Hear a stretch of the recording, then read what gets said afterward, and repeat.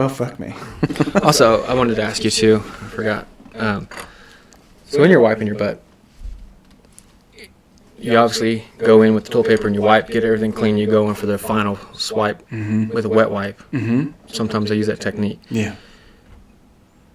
Am I right in saying that if I use the wet wipe on my final swipe, I shouldn't have to wash my hands because I've already used a wet wipe? I've done it. So I've used a wet wipe and I'm like, oh, I don't need to wash my hands now. It's not like I went in there first round with the wet wipe and scooped clay. No. It was like that last wipe is like reassurance, like you're done. Mm-hmm. And then it also cleans your hand. That's how I feel. Yeah. Now, if some shit got a little sideways, which I'm truly convinced my asshole was sewed in sideways. Because I'll take poops and I'll feel something smack the other side of my cheek. Yeah. Only on one cheek Yeah. One cheek is my like covered in shit. Yeah, well, it's my left cheek too. So but then the right cheek is nothing I feel like I'm just straight up shitting J's. Yeah. It's like something touching my... or like your shit comes out at an angle for some reason. Yeah. And I've tried different positions and it's just my cross to bear. I'm just a hairy fucking feller. It's just what I have to deal with every day. Yeah. I'm never clean. Always dirty. Yeah. When my wife and I got together, I was like, here's the deal. 2 rules. I don't fuck with snakes. If me and you are in a position, or me, you, and the kids are in a position, there's a snake, you guys are fucked. Mm-hmm. So they know. Also, I'm very hairy. I shit a lot, so I'm never clean down there. So if you can, just live with those 2 things, I think we're going to be great. We'll be all right. Be all right. Yeah. Cool. So today's show's about aliens.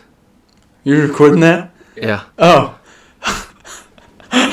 Yeah. I didn't know we were recording. Yeah, so everybody knows now that, Yeah. Did you trick me? Yeah. You dick. Well, no, I'm being serious about it, though. I didn't know you were recording. I thought you... Went down there to... Yeah, and then you're like, oh, I gotta say this real quick. Oh. Would you... Okay. No, that's how I fucking do it. I just wanted to make sure. I'm just glad that we're on the same page. Yeah. And now the world knows. Who the fuck? Don't shake our hands in. No, you're recording. Afghans don't use toilet paper. They don't? Oh, they just use their hand. Yeah. That's why if they ever try to shake your hand with your right hand, they're just being facetious. It's an insult. Yeah, they're being facetious. Saying, fuck you. Yeah. And you say, I don't know, something like that. Huh. Sorry. But before we start today's show, I want to say congrats to Michael. Yes. Michael Mount and Courtney. They're on their birth of their baby girl. Yeah. Congratulations, guys. Beautiful baby girl. Quinn K. Mount. 6 pounds, some odd ounces. Roughly 7 pounds. I'm assuming. I don't know. Healthy baby. Healthy. Why do they always say bouncing baby? If it's a bouncing baby girl, like, who the fuck is bouncing these motherfuckers? Bouncing baby girl. You ever heard that? No. No, they gave birth to a bouncing baby boy. Did I make that up? I don't know. I've never heard that. I feel like you get your ass kicked saying something like that. Not you, I'm just saying. What's that movie, Office Space? No, man. I feel like you get your ass kicked saying something like that. Fuck no. Shit like that. You ever had a case of the Mondays? Fuck no. And also shout out to Katie Weidman. She's our number 1 Patreon, the only Patreon person. She's killing it. We've been fucking slacking on our end trying to get fucking content, but you know what? I'll take all the fucking blame. No, don't do that. I've been working. Don't do that. I don't fucking feel good half the time. It's not COVID. It's just I'm run fuck down. Run down dad life. Yeah. That's what we're about. I'm just a dad. Look, I got my fucking fingernails painted. The kid's like, oh, cool. I'm like, yeah, let's fucking do it. Yeah. My toenails are painted right now. Yeah, my toenails are... It's like Skittles on each appendage. I'm all right with it. You look great. Thanks. Thank you. You're welcome. And we've sold 9 items on the shop. Yes. So yeah, you guys are doing great on there. Hope you guys like the items. Yeah, we had some issues with Marty Churro, whatever we want to call him on the show. So his coffee mug was broke. I think they replaced that. And then he washed his shirt once and like immediately faded. Yeah. The graphic did. Yeah, so I'm really...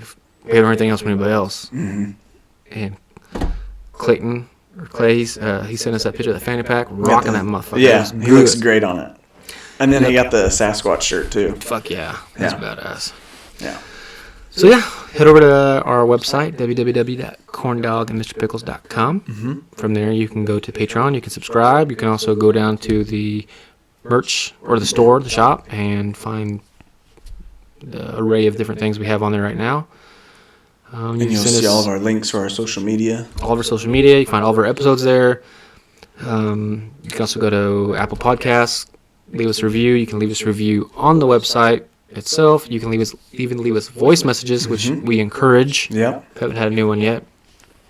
Besides Richard Pictures. A retro picture. That shit's so fucking I funny. loved it. God I want damn to it. listen to it again. Yeah. And getting a hold of us, you can email us from there as well. Yeah. So, pretty excited about it. So keep using that. Keep being the cool fans you guys are. You're the best. Just not as good as Katie, but Yeah. you guys can keep trying. Fuck, I don't know. Yeah, you can get to her level if you want. If Not you saying want you're going to. to get there. So right before the show started, we talked about the Mandela effect because it's something, a newer Mandela effect. If you guys don't know what a Mandela effect is, it's when a group of people wholeheartedly believe or remember a certain event or something happening one way, and it either happened something totally different or never happened at all. But you had to enlighten me before the show because I didn't really know anything about it. Yeah. So like the one I told him about was, I said, do you remember that movie back in the 90s when Sinbad played the genie? I think it was like Shazam or I can't remember what it was now. Shazam. Yeah. What I He's thought like, it yeah, I was. remember it. I was like, yeah, it never fucking happened. It's not a movie. It did. Yeah, it's not a movie. Now Shaq played a genie, Kazam, I think, but Sinbad never played a fucking genie. Yeah. It's like Berenstein Bears was never Berenstein, it's Berenstain Bears. I didn't know that one either. Fruit of the Loom brand. Yep. You said, you finished my sentence. You said, oh, the cornucopia? I was like, yeah, Fruit Center cornucopia thing. yeah, the cornucopia was never fucking Not in there. But for some reason, I remember it Yeah. being in there. And there's a bunch of them too. I'll see if I can look one up real quick. Like, they're just, I mean, they're just fucking. They make you feel like you're going crazy. Yeah. Or like you've been spacing out the whole time. Because yeah, when you said those things, I like, the way Eric did it was he brought him up as a normal conversation. I was like, yeah. And like, no, it didn't happen. I'm like, what? Yeah. Oh, let's see here. I thought I would just pull up a bunch of fucking Mandela effect, but obviously. I gotta read now.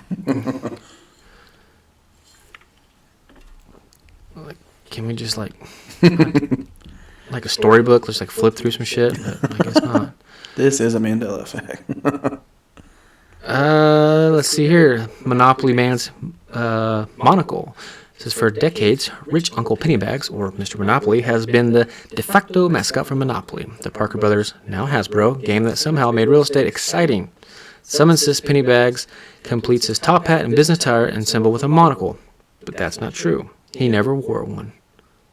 I never had one on? No, he never had a monocle. But I feel like he did. So do you think it's like the way people interpret stuff, and then as people just fixate on that, like, oh yeah, that's how it's supposed to be, you know? Like maybe people see it and they're like, something about this doesn't look right, and then someone interprets it a different way and they're like, oh okay, yeah, that fits, you know? And then that's just what everybody fucking thinks. Yeah, I don't. It would be so crazy because there's just so many people that fucking, remember it being one way, and then it's not. I mean, it could be like a type of what you're saying, kind of like a chain reaction of somebody thinking one thing. But Yeah. the one that fucked me up not this weekend because today's Friday, so early this week, was this Mandela effect. Mm-hmm. Remember Scary Movie? Can you remember the movie The Sixth Sense? Yeah. Little boy, what does he say? He says, I see dead people. Right, he says that, right? Uh-huh. Remember Scary Movie, and they make fun of all Yeah. spoofs of it. So Uh-huh. Marlon Wayans, he's under the covers. What's he say? He says, I see dead people? Or does he not? What does he say? I remember it. And a lot of people remember saying, "I see white people." Oh, yeah. Yeah, I see white people. he doesn't. He never says that. He doesn't? Mm-mm. Was it I remember. in a trailer that they Well, didn't guy make that it to the movie? So, now, granted, I didn't just dive balls deep in this and try to find out what it was, but the Yeah. guy that I watched, he was like, I looked through trailers, TV plugs, the movie, all this stuff, and he cannot find any clip that shows Marlon Wayans saying, "I see white people." So I just don't get it. It makes my head hurt. Mm-hmm. Why do we remember it that way, but it never did happen? Like, I'm looking at a couple of them, like The government. Like Democrats. Sex and the City. Mm-hmm. It's not titled. They're having sex in the city. The show is actually titled Sex and the City. Oh, I thought it was Sex in the City. I've always said Sex in the City. Hmm. Blows my mind. Or like Looney Tunes. Mm-hmm. It's spelled Tunes, not Toons, like cartoons. Mm-hmm. It's like Looney Tunes, like the tune. Like a Tune to like a music or musical. whatever. Well, now I'm just going to question everything. Yeah, you should. Everything. Fruit Loops. It's another one. Feel like I've been spelling fruit like that for years, and we only noticed it now. It's F-R-O-O-T. Say I've been spelling it fruit. They've been spelling like oot. Mm-hmm. Oot. Oot. Oot. Sorry. Fuck, that, it just fucks with my head now. So every time you get confused about something, you should just like throw a tantrum and just like, Mandela effect! That's the Mandela effect! And then just like knock over a whole aisle of something at the store. Yeah. What's wrong, sir? It's the Mandela effect! I think. I think, yeah. Sounds justified to me. Okay. No, that's just me. Yeah. So we did a poll, or you put the poll out on Twitter and Instagram. Yeah. For topics. What were the topics? So we had topics would be aliens, Amelia Earhart, urban legends, or Girl Scout cookies. I threw Girl Scout cookies on there just kind of like as a little joke, like. But it almost fucking won. It almost won. It almost beat aliens. We were almost gonna be here talking about fucking Girl Scout cookies. Yeah. Talking about Thin Mints and peanut butter patties. Caramel delights. Yeah. But thankfully we're not. Lemonades. If we were even talking about Amelia Earhart, it would have been very aggressive. Yeah. Because I don't want to fucking talk about her. So if anybody doesn't know, we're from Atchison, Kansas, where apparently Amelia lived or was born here. Her grandparents lived here. Pretty sure she stopped by for like a month and I then think left. she may have been birthed in that house. Yeah. Popped out, spent a little bit of time, bounced. Dipped I think out. she dipped out to Kansas City, Yeah. and then she probably visited quite a bit. Mm-hmm. And now every year, well, not this past year because of COVID, but every year we celebrate like Amelia Earhart built this town with her bare fucking hands. Yeah. There's a bridge named after her. There's a fucking highway named after her. There's a football field named after her. Everything's named after her. Yeah. There's a giant like rock landscape sculpture made after her. She failed. I mean, she had one job and couldn't do it. it's kind of a good message. Like, hey, try your fucking hardest. Yeah. You can get a bridge named after you. You can try really hard and fail, and we'll name a bridge after you. The only thing is we ask you to do your very best. At the end of the day, if you fucking crash your airplane and die, just want to know you did your best. Yeah. Was there more you could have done? Sure. Sure. Yeah. Could have studied your maps a little bit better. Yeah. Maybe learn how to properly maintenance your airplane. Yeah. So yeah, it's oversaturated for us. So Yeah, so don't. we were pretty happy it didn't make it on the. Like it didn't get a lot of votes. So Yeah, when I saw you put it up, I was like, I saw it all. Like, it's not like I just read Amelia Earhart instantly, but like even the Girl Scout cookies, I was like, please, for the love of fucking God. I think she got one vote. Oh, Yeah. well, don't put it on the next fucking poll because people will hear this like, oh fuck those guys. Yeah. I did think Urban Legends would be a cool one to That'd do. be a real sometime. good one. It was up there on the polls. Put that one next to the next one. Okay. And some other random shit. Throw Girl Scout cookies on there again. You talk about that. Wasn't there remember like on the time suck? Wasn't there the Girl Scouts that camp and that got murdered? That guy murdered the girls. Yeah. In their That's tent. a pretty fucked up episode. They thought it was like some Indian dude or Native American. Whatever you're supposed They're all to being say. sorts of racist and shit. Yeah. The old Indian man got drunk again. He's like, I swear I didn't do it. Yeah. Yeah. I'm assuming he talked like that. That was a messed up event. So we're gonna talk about aliens today. That's what won. If you couldn't tell why there's alien stuff around us. No, I just really like this fucking hat. Also, look. Oh yeah, check out the merch. See that? It looks great. You guys see it? This could be on you. You guys see that? I can fucking thrust it. I like it when I do that. That's a fake fart for the people not watching the video. Or was it? Yeah. So yeah, check out the merch shop. That could be yours. You can wear a pickle and a corn dog on you. You could almost look as good as Eric. Stop, Justin. Fuck, man. All right, so we got a good show. We're going to talk about alien abductions, aliens, UFOs. Probably on some weird tangents about what we would do if we got abducted. I'm sure that's going to happen. So Yeah. let's jump on it. Just gonna talk anything and everything about aliens. Yep. Yep. So when I was looking up stuff, like, of course I was watching this. I can't remember the name of the show now. I was watching it just a couple hours ago.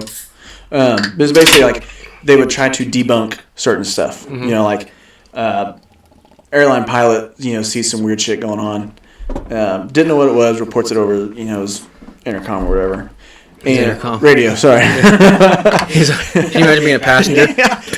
Oh, this is your pilot speaking. We just got sideswiped by an unidentified flying object. If you look out your passenger window on the right-hand aisle, you'd be able to see the blinking lights. That fucking thing hit us? He's gone there. He's like, we're cruising at 30,000 feet. Did anybody see that fucking shit outside? That was nuts. Correct me if I'm wrong, but I feel like a little gray man just flipped us off. Should be the third window from the right on their spaceship. Yeah. Please keep your trays in the upright position as I just shit my pants. Shit. But what was cool about the show is that, like, say a pilot did see a UFO flying around out there. When he did document this event, nothing showed up on radar. There was no, what was it called? It was collision avoidance system. Like, if it was that close, something would have went off, but it never did. Like, that just it blows my mind just how, I don't know, elusive they can be. Yeah. Shit like that. They're flying around. We see it, like, but you didn't see it. Yeah. Mandela effect. Yeah. Mandela.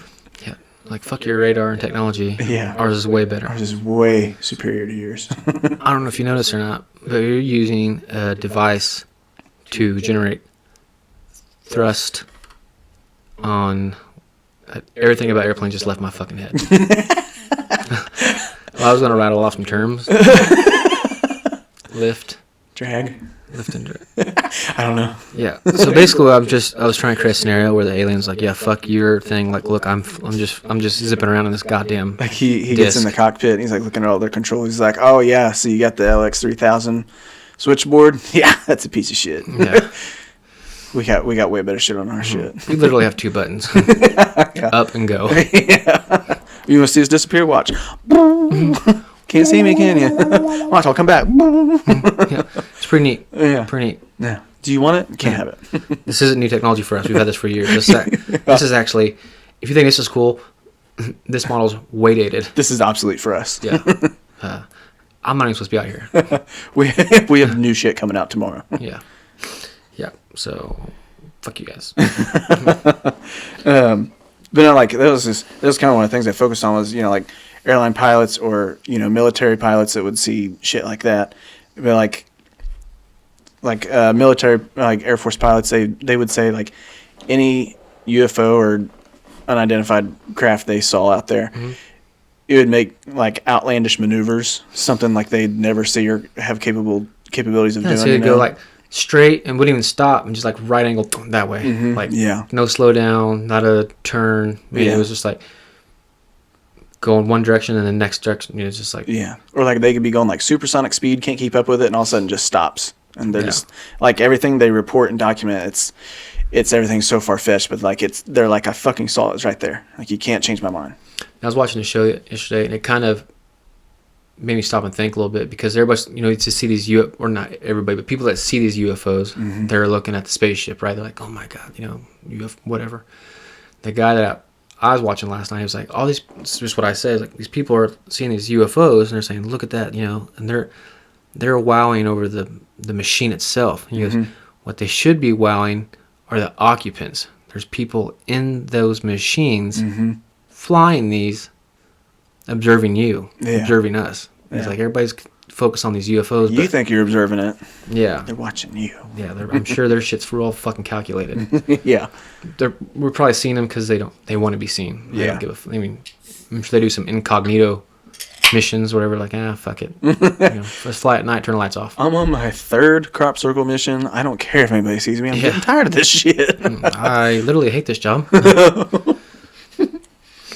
But You just imagine Martians up there. He's like, hey, Gerblex, what'd you get this week? He's like, I'm doing fucking crop circles again. I'm like, oh, that sucks. Like, yeah. We're at Earth. Oh, fuck, for real? Dude, Earth again? We're at Earth. Oklahoma. Who'd you piss off? Yeah. That's what I'm trying to figure well, out. higher up is mad at you, bro. Yeah. The alien's like, that's what I'm trying to figure out, man. Yeah. I don't know. I got my third ride up this week. Now I'm on crop circles again. That'd be crazy if the aliens come down and they talk to us, but see, they didn't know how to do our language, so they've been studying us. So they've studied celebrities. Yeah. You know, like they're in their mind. They're like, okay, we want to assimilate with them. Just how we think they want us to sound or whatever. So this alien comes down as gray. And it's like, oh, we come in peace. Like, what? Like, who's that? Are you trying to be Christopher Walken? That sounds great. No, I'm Votlop. We've trained ourselves to talk like this, to assimilate. Yeah. And he starts dancing. Oh, no! You're being Christopher Walken.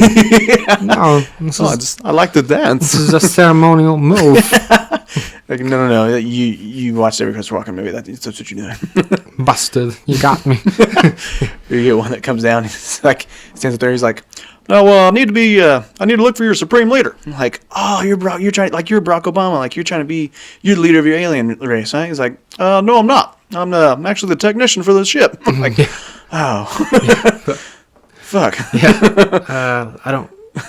Could you imagine though if you were in the woods, like just frolicking, whatever, and you see a ship, and they're like, hey, you need to take us to your leader. I'm like my wife. You know? I answer to her. Yeah. Like, how far up the chain of command? You go to my boss. Like, we need to go, like, the person... No, you need to take this person, like, in charge of this whole fucking planet. I'm not even... Media? Yeah. Fox News? I'd say you Fox News. They're kind of dicks. Yeah. I have to ask you a series of questions first. Like, see which way you lean, left or right, before I take you to which media outlet. Also, what's your gender? Or what do you lean towards? We use pronouns. Yeah, you need to go CNN. Yeah. Yeah, definitely CNN. So you're a they or them? Now on your planet, does everybody have weapons? Oh, no, we control it. Yeah, definitely need to go CNN. Yeah, you're CNN all the way. CNN, so I'll just point you in the right direction. Do I need to go? Am I going to be your point of contact? I have no pull here on this planet. Yeah. Tell you what, go start a riot over there, and someone will come pick you up. Yeah. Just go to a place where it's like majority like white populated and with a little bit of a black population. Something's probably going to pop off for too long. Yeah. And then you'll figure it out. You'll figure out which side you're on. Yeah. You'll get it. Yeah. You'll pick it up. You'll pick it up. Do good. It's Earth, bro. Can I continue frolicking? Yeah. Or do you need to harvest farts, or what do we do now? Do you want me to spread my cheeks, or is this where we probe each other now? Or what? I don't probe you. Oh, okay. I was under the assumption that we're taking turns. Return the favor, bro. Yeah, I'm sorry. I don't know what you're thinking. You're just going to stick something in my ass, and I'm not going to stick something in your ass. Yeah. Not because I want to sexually, but I just figure, let's be even about this, you know? Yeah. No, I don't want to walk out of this ship walking like fucking John Wayne. Yeah. Let's just get to know each other deeper, both of us. Deeper. Sensually. By the way, do you guys have buttholes? Wait, how do you guys poop? Do you poop? Are you like Kim Jong-un? Do you just absorb all of it? Do you eat the right amount of calories and carbs? That's your leader, Kim Jong-un. You don't have a butthole? You're going to North Korea, bro. Yeah. I really appreciate it if you didn't share any of your technology with him. He's kind of unstable. Yeah, he's off the wall. And I heard he might be dead, so I don't fucking know. Is he dead? I can't. I've seen he was dead, and then he was like, no, I'm not dead. But then people are like, no, I'm pretty sure he's dead. Yeah. I don't know what to believe anymore. I mean, as long as they're just not like firing missiles at us, I think I'm cool. Maybe that'll be a Mandela effect. Like, remember that time Kim Jong-un died? Like, no, he didn't die. What are you talking about? He's always been alive. He's always been alive. Always been there. There's books written about him from 1827. No, what? He's like Wolverine. He's been around for a while. He's like a little fat Wolverine dude. He won the Vietnam War. Huh? Yeah. Yeah. He survived the nuclear blast in Hiroshima. Yeah. While everybody else was out there had to poop, he just kept going. Yeah. That's why he's so successful. Yeah. Everyone that took time to poop, he didn't need to. So all the time you take pooping, he has that to get one step ahead of you. Yeah. He's strategic with his non-pooping. Yeah. I thought another thing that was cool. We touched base on crop circles, but like, I can't remember when they like first came out, like 80s or something like that. Maybe Crop before circles? that. Yeah. You know, people came up with the theory that they're geographical coordinates or something like that for alien races, but then like, I guess like Discovery Channel or something like that. But they go out there and like you can make it yourself. Like you use like a 2x4 and like 2 pieces of rope or whatever, and just stomp it down like it's man-made. And you're like, oh fuck, like. I learned about that in high school. We're one step closer to aliens, and some asshole had to go out there and be like, nah, you can do it just like this. Like, I meant like the crop circles like that, but can you imagine like the intricate ones? They're like works of art ones. Mm-hmm. Like there's not a way. I can't fathom a way that there's a group of people that goes out there, like say in one night, to orchestrate that entire deal, and no one sees them. Yeah. Now, granted, you know these places are desolate. I mean, they're fields, not heavily monitored. No, but especially back then, we didn't have Google Earth or any shit like that. Yeah, but you're gonna for one evening or do something that huge and intricate. Mm-hmm. And hey, Jolene, go get the boys. What kind of crop circles to make? Get your 2x4s and rope. We're doing some geometry. Don't step on them too hard. Yeah. We got to get that crop insurance this year. That we didn't yield what we thought we were going to yield. Yeah. But no, so in a lot of native cultures in America and elsewhere, like you can't see it from the ground. Mm-hmm. But as like so when like the development of airplanes and flying became more prevalent, I guess flying over these places, I think like in Arizona, where like it's not Incan, but I think it's Arizona. Like there is a desert area. Yeah, and you're flying over there. They have these huge things like you can only see from the ground, like drawings of birds and kind of like pointing. So like either the natives knew about that's the theory. The natives knew about the aliens, or they were in contact with them, and they had like this, almost like a runway and directions of stuff. Like, like fuck, man. Pointed towards like points of interest or whatever. Yeah, and people say that hieroglyphics like, show. I mean, like, or like the pyramids or like a landing point or something. Yeah, like that. but I don't study hieroglyphics. But if you just look at it, I mean, like you can kind of create whatever the fuck you want those things to mean. Like, I mean, you don't really know exactly what the fuck's going on with it, but well, that's a ship. It could be a star. Yeah, it could be the sun. Could be just a rain cloud. Yeah, I don't know. Yeah, I don't. It could be rain, or it could be alien jizzing on people. I don't know. Yeah, I don't know. It's just so many endless possibilities. Yeah. But another thing I was looking up, ocean aliens, underwater aliens, like that, like speak word, son. Yeah. So I mean, I think as a human race, we know more about outer space than we do depths of the ocean, right? Like we don't know what the fuck's down there half the time. I think there's some events of like giant squids, like someone pulled up a giant squid and like, fuck, that thing's down there? Like, what else is down there, right? But there was a dude I was reading about on National Geographic named Louis Lamar. He's like the director of underwater photography. Ocean X is what he did. But like 2018, he was on the TV show Cooper's Treasure on Discovery Channel. And this guy Daryl Miklos or whatever. He encountered like sunken remains of what thought was going to be like a pirate ship or something like that.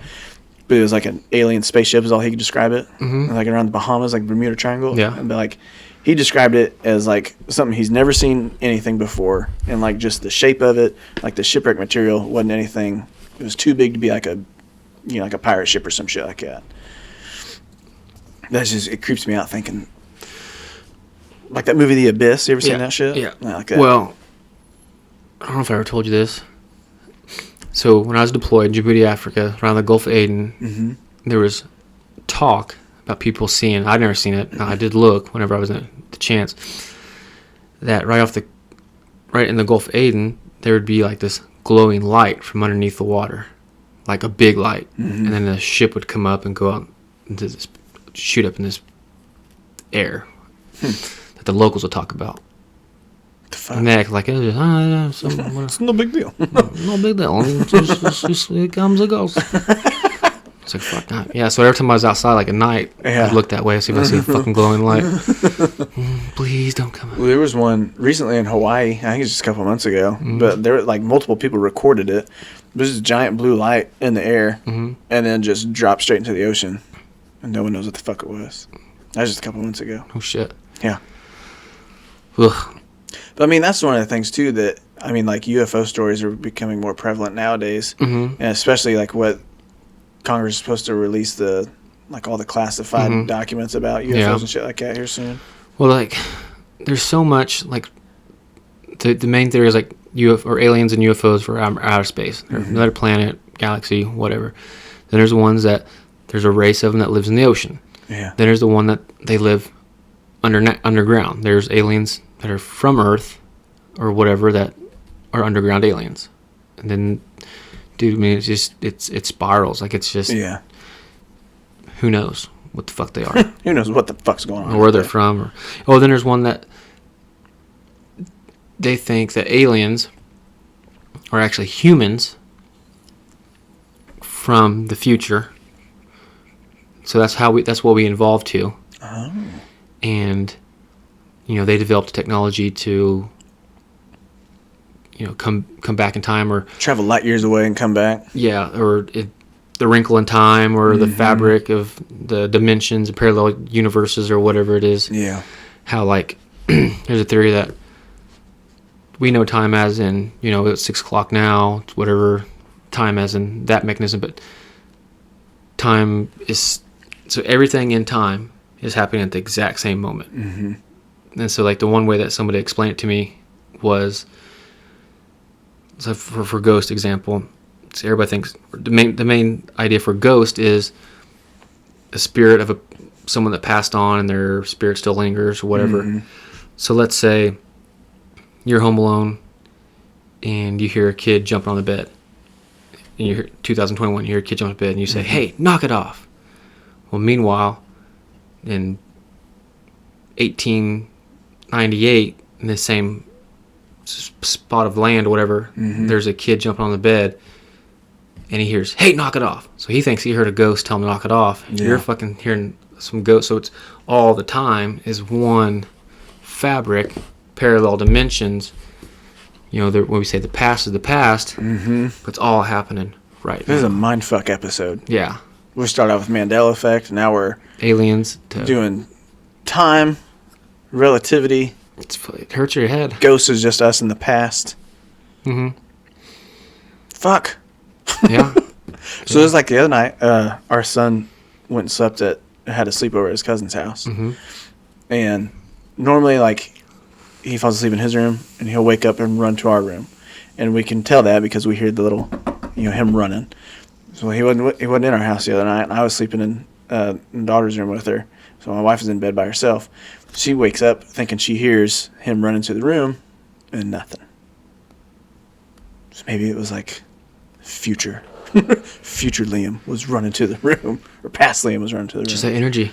It's fucking crazy. It is crazy.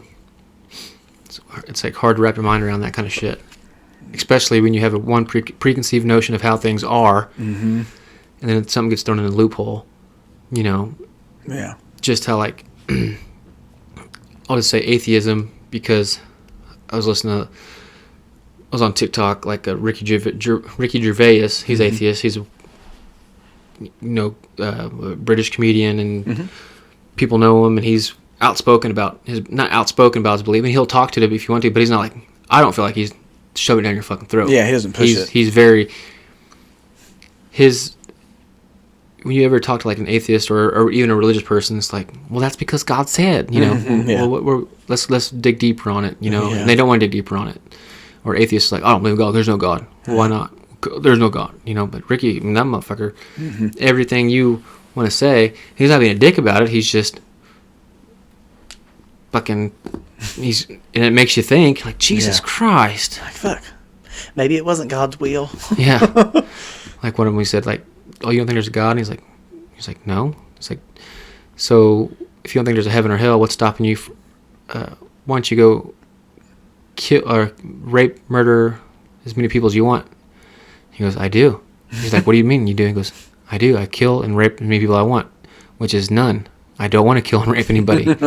Why not? Because there's no God. He's like, because I have a conscience. Yeah.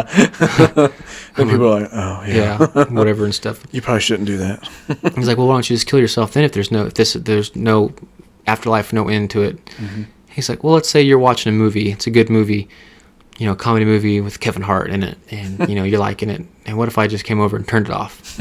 Yeah. He's like, well, that's fine. He goes, I'd be upset, but I can always watch it again. He goes, that's right, you can. He goes, with life, you can't. Mm-hmm. He goes, I'm enjoying I'm enjoying what I can out of it. I get one shot at it. He goes, whatever. So he was just shutting this person down and just kind of like, Jesus Christ. So you get for people or believers, there's nothing wrong with whatever you believe. Yeah.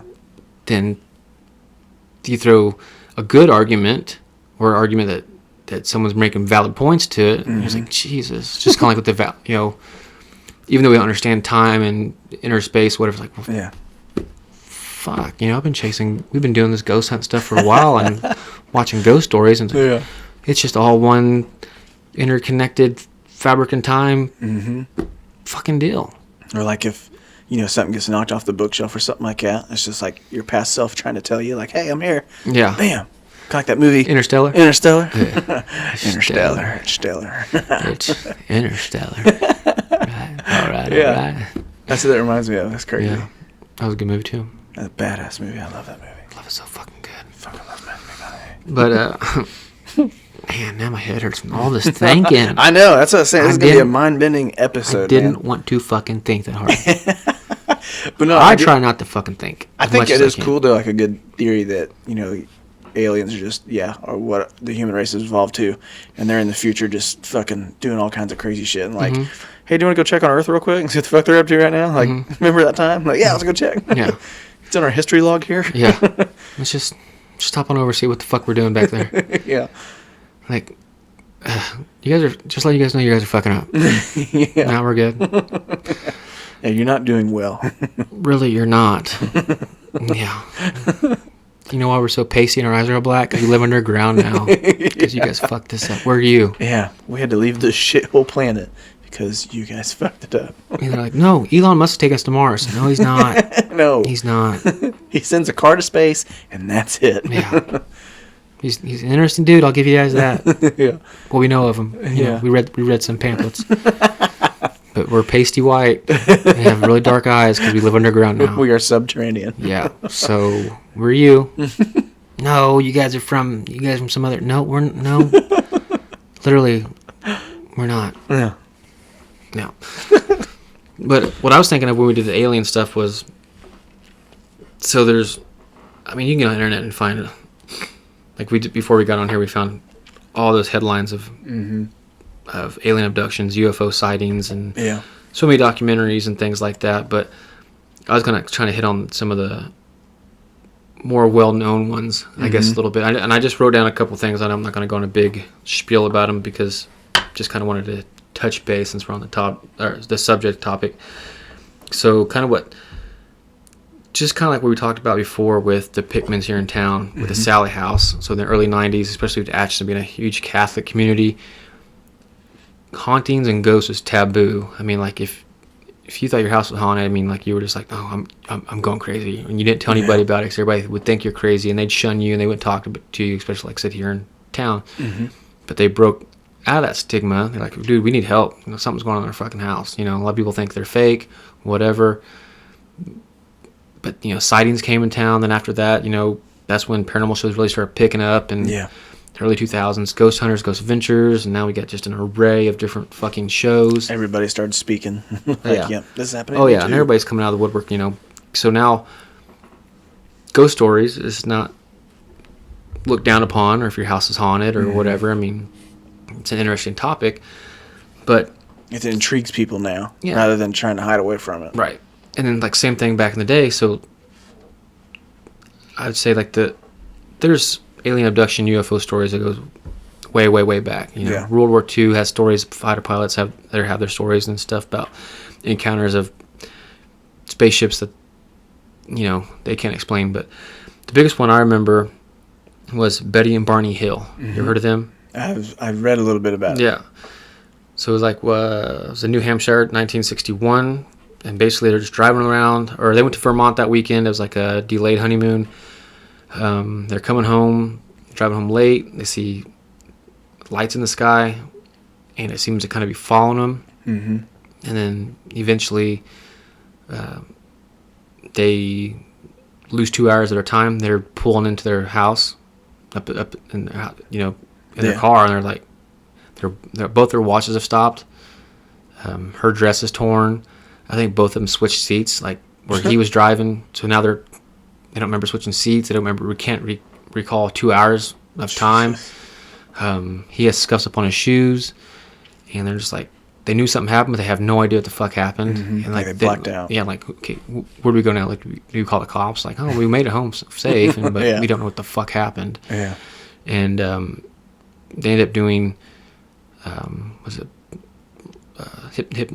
hypnosis? Mm-hmm. Yeah. And basically digging out their memories of what happened that day, and they were taken onto a ship, examined. I guess everything was pretty much cordial with them. I mean, like, I don't know if they put them in some kind of trance to calm them down, but there's no aggressive touching. I think the only thing she said that hurt her was they did like they called it a pregnancy test, where they stuck a needle like in her navel. Mm-hmm. And, you know, but then they fucking were done with him and put him back in the car. Okay, back on your way. Well, see you later. We've seen everything we needed. But a lot of people call it, you know, hoax, fake, whatever. But I'm like, and I can see that, I guess, because there's not a lot of... You don't have any plausible evidence. Yeah, where's the evidence at, or whatever. But the thing is, 1961, Betty and Barney Hill, that's an interracial couple right there, right? Oh, yeah. So they're not... At that time in our history... Mm-hmm. It wasn't well accepted. You know, yeah. I mean, they were up north still, but it's still on the fringe a little bit. They're not going to try to bring any fucking more attention to themselves than they have to. You know, I mean, they didn't use that platform of the alien thing to as a soapbox for you know, black and white, you know, stuff like that. I mean, they're like, they had nothing to gain from it, and they didn't gain anything. They didn't get a movie deal or whatever. I mean, it's just their story. I think a book came out a couple years later, but I mean, it's just... Did they illustrate this on American Horror Story Asylum? I don't know. Did you ever watch that? No.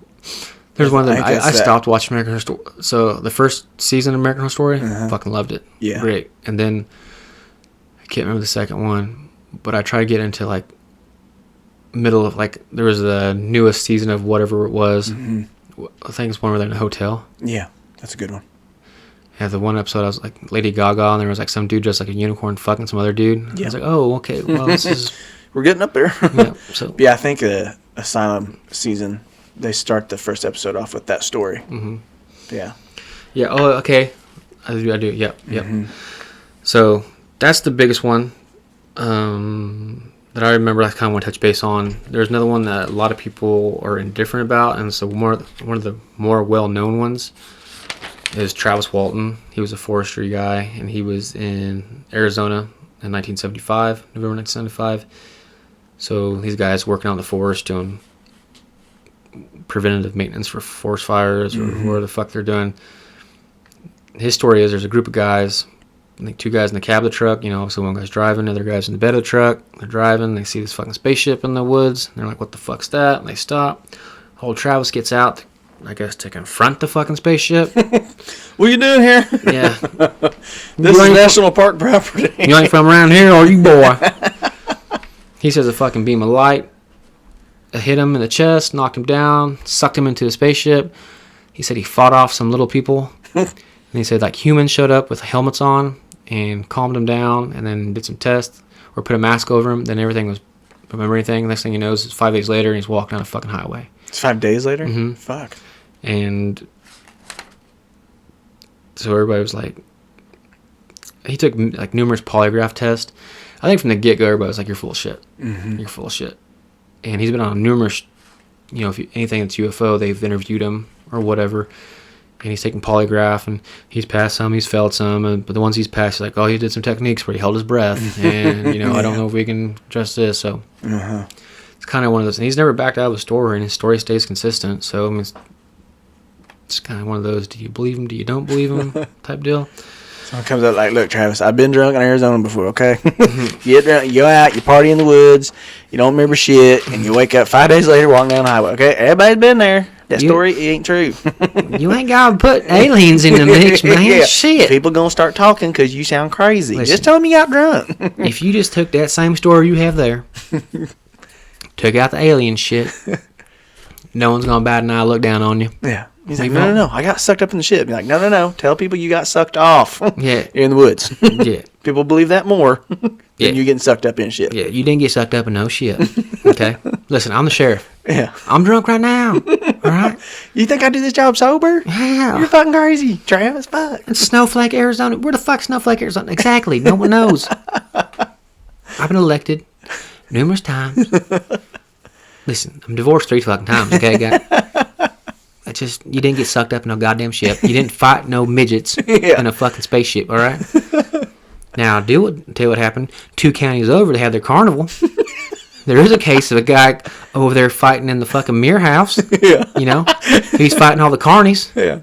Do you think you could have been over there? Yeah. You don't think that could have been you? Fighting the carnies in the mirror house, huh? You think you drunkenly took all your clothes off, tried to fight a bunch of people, and then ran down the highway in the middle of the night? Yeah. And the people with the helmets that calmed you down? Yeah, those are other workers too. Yeah, those carny workers. Yeah, they were there. They had a little concert going on, doing a rendition of. It's called Charlie and the Oz Factory. It's kind of like Charlie and Chocolate Factory with mixture of Wizard of Oz. It's pretty. It's not good. I'll give you my opinion. It's not good, but it is what it is. And I think you fought some of those people too. They had weird helmets. The Lollipop Guild and the Oompa Loompas. And you damn near lost, man. But yeah, so everybody thinks this shit's bullshit. Yeah, which I don't give a fuck. But it's funny though. It's like, we mentioned these stories like back in the day, like 60s, 70s. We weren't as a society fuckheads back in. Nowadays, if someone comes up with a story like that, it instantly gets turned into a meme. It's made fun of. Someone makes a Bitcoin out of it, Dogecoin. Yeah, it's just like you can't get away. You can't do that shit nowadays. Like, but back then, we didn't have internet to get on there and be like, we better fact check this or some bullshit. We just had to take the guy's word for it. If we didn't believe him, or you didn't have internet warriors. Like, yeah, the shit that people say on the internet, they're not saying to people's faces. No, because there's no repercussions. No. Yeah. Mom, where's that spaghetti at, Bob? I'm talking shit online. Yeah. Which kind of, that's, what the hell is that movie called? We watched it the other night. Has a guy who played Harry Potter in it. Daniel Radcliffe. Yeah, it's a pretty wild movie. It was decent. And so he's a nerd, like a computer, maybe like an app developer. Works for some company, his boss is a dick. But his thing, so they have this deal. It's kind of like an underground deal. And the cops trying to find these people. So they pin 2 people against each other. And there's drones with cameras, and they have to kill each other. And it's like a black web type deal, and people bet on it and whatever and stuff like that. So it's this new rave that people are doing, and there's a chat room on there, obviously, and stuff. And so the cops don't know who's behind it or where they're at or who's going to be next. But and this one girl, she's been winning, and so they've been pinning people. If she wins the next round, like her whole criminal history gets wiped clean by the hackers, and she gets to go free.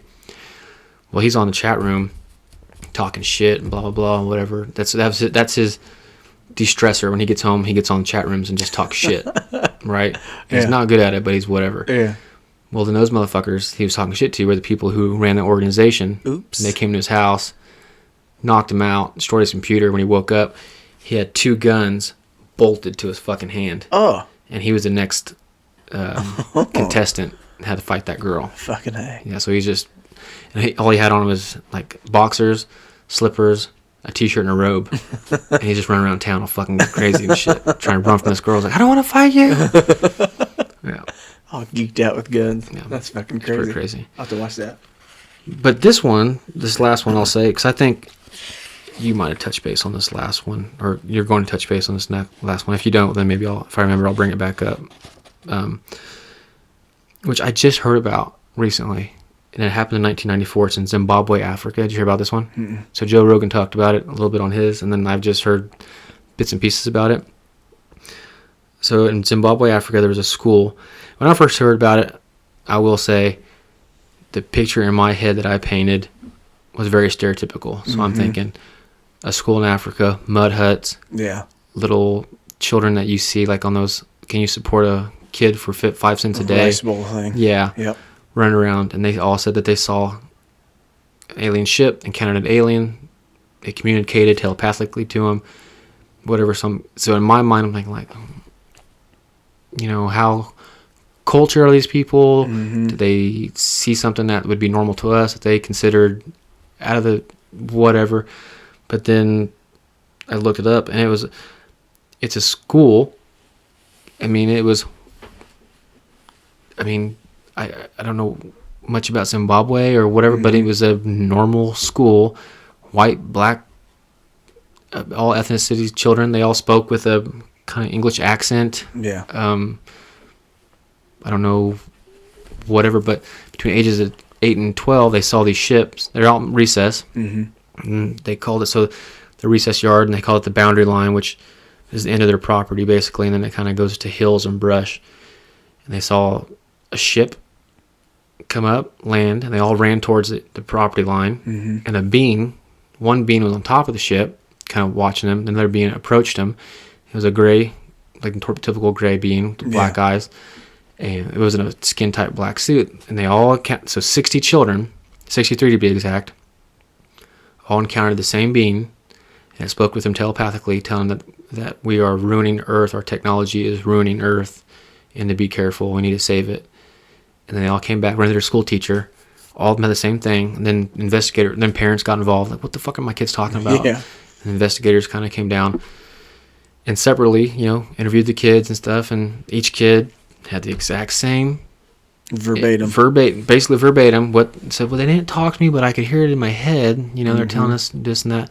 They drew the exact same fucking pictures, what the ship looked like, what the guy looked like that talked to him. And this happened in 1994. I just now heard about it. Yeah, I've never heard of that. Yeah. And then there's this episode that I saw, they brought the kids back. So they were, 30s now or whatever. Yeah. And they were like, yeah, this is what it was, and blah, blah, blah. And they can still recount everything. Yeah. And see, that's what's crazy, too, is because, if you get that many kids, especially at that age, and you tell them all to draw, hey, draw us what you saw. Mm-hmm. You're going to get kids that are going to make up their own imagination and draw something crazy. But what's wild is that they all drew the exact same thing. Oh, yeah. The exact same story. It makes it way more believable. This guy talked to us, not with their mouth. I heard his voice in my head, and blah, blah. That's wild. It's pretty wild. 1994. In Zimbabwe. Yeah. Crazy. It's pretty crazy. That's another thing I was reading about all the different ways people have illustrated what aliens look like. Mm-hmm. Of course, the most common is they have bigger heads, black eyes, the grays, wrinkly gray skin. But I was sitting there thinking, I wonder what if someone asked me to draw an alien, what I think it would look like. I don't know what I would draw. I don't know. I think I'd make But see, I've heard there's different species. Yeah. So if you want to go on the, what are we going to call it? The time fabric, or so aliens are us from the future. Yeah. So they got the grays. They have the aliens that are considered the Nordics, I think they call them, which are white, blonde-haired, fair skin, usually blue eyes, who are, they say, are living among us at this moment. Yeah. Who either are reproducing, so somebody might be an offspring of one that you don't even know you're a fucking alien. Yeah. I mean, I don't know. But then there's the ones that are reptilians, who are they're fucking the shapeshifters who, Obama's a reptilian and this and that, and this a reptile race that are the Illuminati and Tom Cruise. He doesn't age. Yeah, fucking. I mean, so it's interesting to a point, but then people dive off these fucking wild. I mean, it's just like, okay, well, it's interesting to think about. Yeah. There's people that fucking lose sleep over it. Like, no, God damn it, they're out there. I'm like, okay, you know. Those are the ones wearing aluminum foil hats and shit. Yeah. Yeah. I know some of them. It's like, whoa, guy, calm the fuck down. Yeah, pump the brakes, calm your tit. You think maybe you can find a hobby or something? I don't know. Nope. That doesn't involve you staring at your phone and reading bullshit. All day. I don't know. Just an idea. Just an idea. Just stop and throw it out there. You know, Chew on it. Swish it around your mouth. See if you like it. Mm-hmm. Just if not, spit it out. It's no big deal. Just thought I'd throw it out there. Yeah. So what do you think you would do if you were abducted by an alien? Like, let's say one came down and he was cordial and nice and he said, "Hey, look, we'll bring you on the ship. We're gonna run some tests." So he's real cordial about it. He just didn't like it. He's super nice. So I'm just gonna like frolicking through the woods one day, you know, like whatever, and then the ship pulls up. I'm like, oh fuck. And he's like, he's like, you know, they just like all these people say that they see it and their fucking memories erased. Wake up later, like, oh fuck, you know. Yeah, dude, if the motherfucker's cool about it, if he's like, listen, I know it probably seems scary. And I'm like, yeah, fuck yeah, just a little bit. A lot of it, really. Yeah. I'm not going to lie to you. It's like, listen, come inside. We just want to check you out. We're curious. Just a little curious. We'll let you go. I was like, yeah, I'd probably fucking go in there. I don't give a fuck. I think I probably would too. I'd be like, I got to check this out. Yeah. I may be a little apprehensive. I'm not going to be like walking around nonchalant. Like, listen. Yeah. If we're cool. Are you going to let me leave so I can see my family after this? Yeah. Like. That'd be my main thing. Is like, I want to get back to my family. You know, like. But I'm a curious kitten. Yeah. I want to check shit out. Now, answer me this: do I get to take a selfie in here? Yeah. No, that's some bullshit. You know, that's some bullshit. Yeah. Like, can I take a selfie? Like, no. You're like, all right, cool. Hey, what's that button do? Click. Did you take a picture? No. Just checking my Instagram, bro. No. Send a tweet. This whole thing, it's a pager. I don't do that. He's like, no, it's 2021. Those things aren't here anymore. And you're like, fuck, how'd you know that? God, you are smart.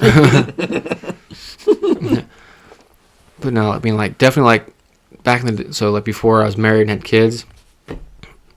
Let's go cruising, bro. I'm surprised I wasn't out just fucking with my laser pointers. Fucking come on already. Fuck. Take me. Take me. I fucking hate you. So why not? Yeah. No, that'd be pretty fucking crazy. I don't know. I think if it was me, I don't have that kind of luck. I think I would be the one that they would zap my brain. They would do it, whatever, and then I'd wake up a few days later, you know, back in my same life. I'm like, oh, fuck, yeah, it probably didn't happen. Yeah. Have nightmares. Like, what the fuck? Why am I having these nightmares for? That, or I would fuck it up. Like, if I had the cordial one, me being a dumbass, I'd fuck with him or something. I'd be like, I thought y'all was supposed to be shorter. And he'd be like, all right, get out. Like, fuck, damn it. Like, sense of humor didn't evolve. Yeah. Or y'all like, one of them asshole aliens? Stick shit in my butthole? What? That's my first question. I'm like, all right, before I get on this ship, can you like give me a rundown of like things you're going to be doing? Yeah. We're going to stick a tube up your dick and get some semen samples. Dude, I will jerk off. No. Do you have a female alien that can help? Like, you don't need to do that. It's like, God, we need semen. Don't change. We need semen samples. It's like, I will give you semen samples. Yeah. But there's other ways to go about it. You don't have to shove anything up there. Like, how new do you need it to be? I got some stains in my underwear right now. Yeah. Rubbed one on earlier. I know I didn't clean up very well. Why do you think I was in the woods by myself? Yeah. This is where I go. This is where I go. This is my jack-off woods. Yeah. See that pine tree? I'm all over it. Yeah. My seed's all over that pine tree. Do you have a black light? Take it over there. It's going to illuminate. It's going to glow up. Yeah. Lighter than your fucking laser beam. Yeah. It's not a Christmas tree. That's my jerk-off tree. Just let you know. It's my jerk-off tree. Yeah. Why do you have one of those? I don't know. Why do you not have one? Why do you not have one? Why do one? rainbows happen? Nobody knows. Yeah. Magical. Hey, funny, like, you're like asking the aliens, like, what kind of tests? Like, oh, you know, we're gonna take some hair strands. You know, we got a Q-tip, almost like what you'd call a Q-tip. We're gonna just swab different parts of your skin to get some readings of bacteria, what you guys call bacteria here. We are gonna clip a couple of your toenails, just for scientific purposes. Yeah. We're gonna give you an eye test. We're gonna stick some of your ass. And then I was like, whoa, did you What was What'd that you last say? one you said? Oh, toenails. So we're gonna take some toenails and then whatever. No, before that or after that, it's like, oh, check your eyes, whatever. Oh, you mean the asshole thing? We're just gonna check your temperature. That's it. Like, what are you like? Can I see the instrument you're gonna be doing there? It's like, it's probably better that you don't. Listen, the alien's like, listen, I'm gonna level with you. We are way advanced in a lot of things in technology. Our anal probing tools, not so advanced. We didn't spend as much time on that stuff. The reason being is because if it works, don't fix it, right? Yeah. So, yeah, it looks intimidating. If it ain't broke, don't fix it. It's not comfortable. A lot of people think that we erase your memory. Mm-hmm. We don't have that technology.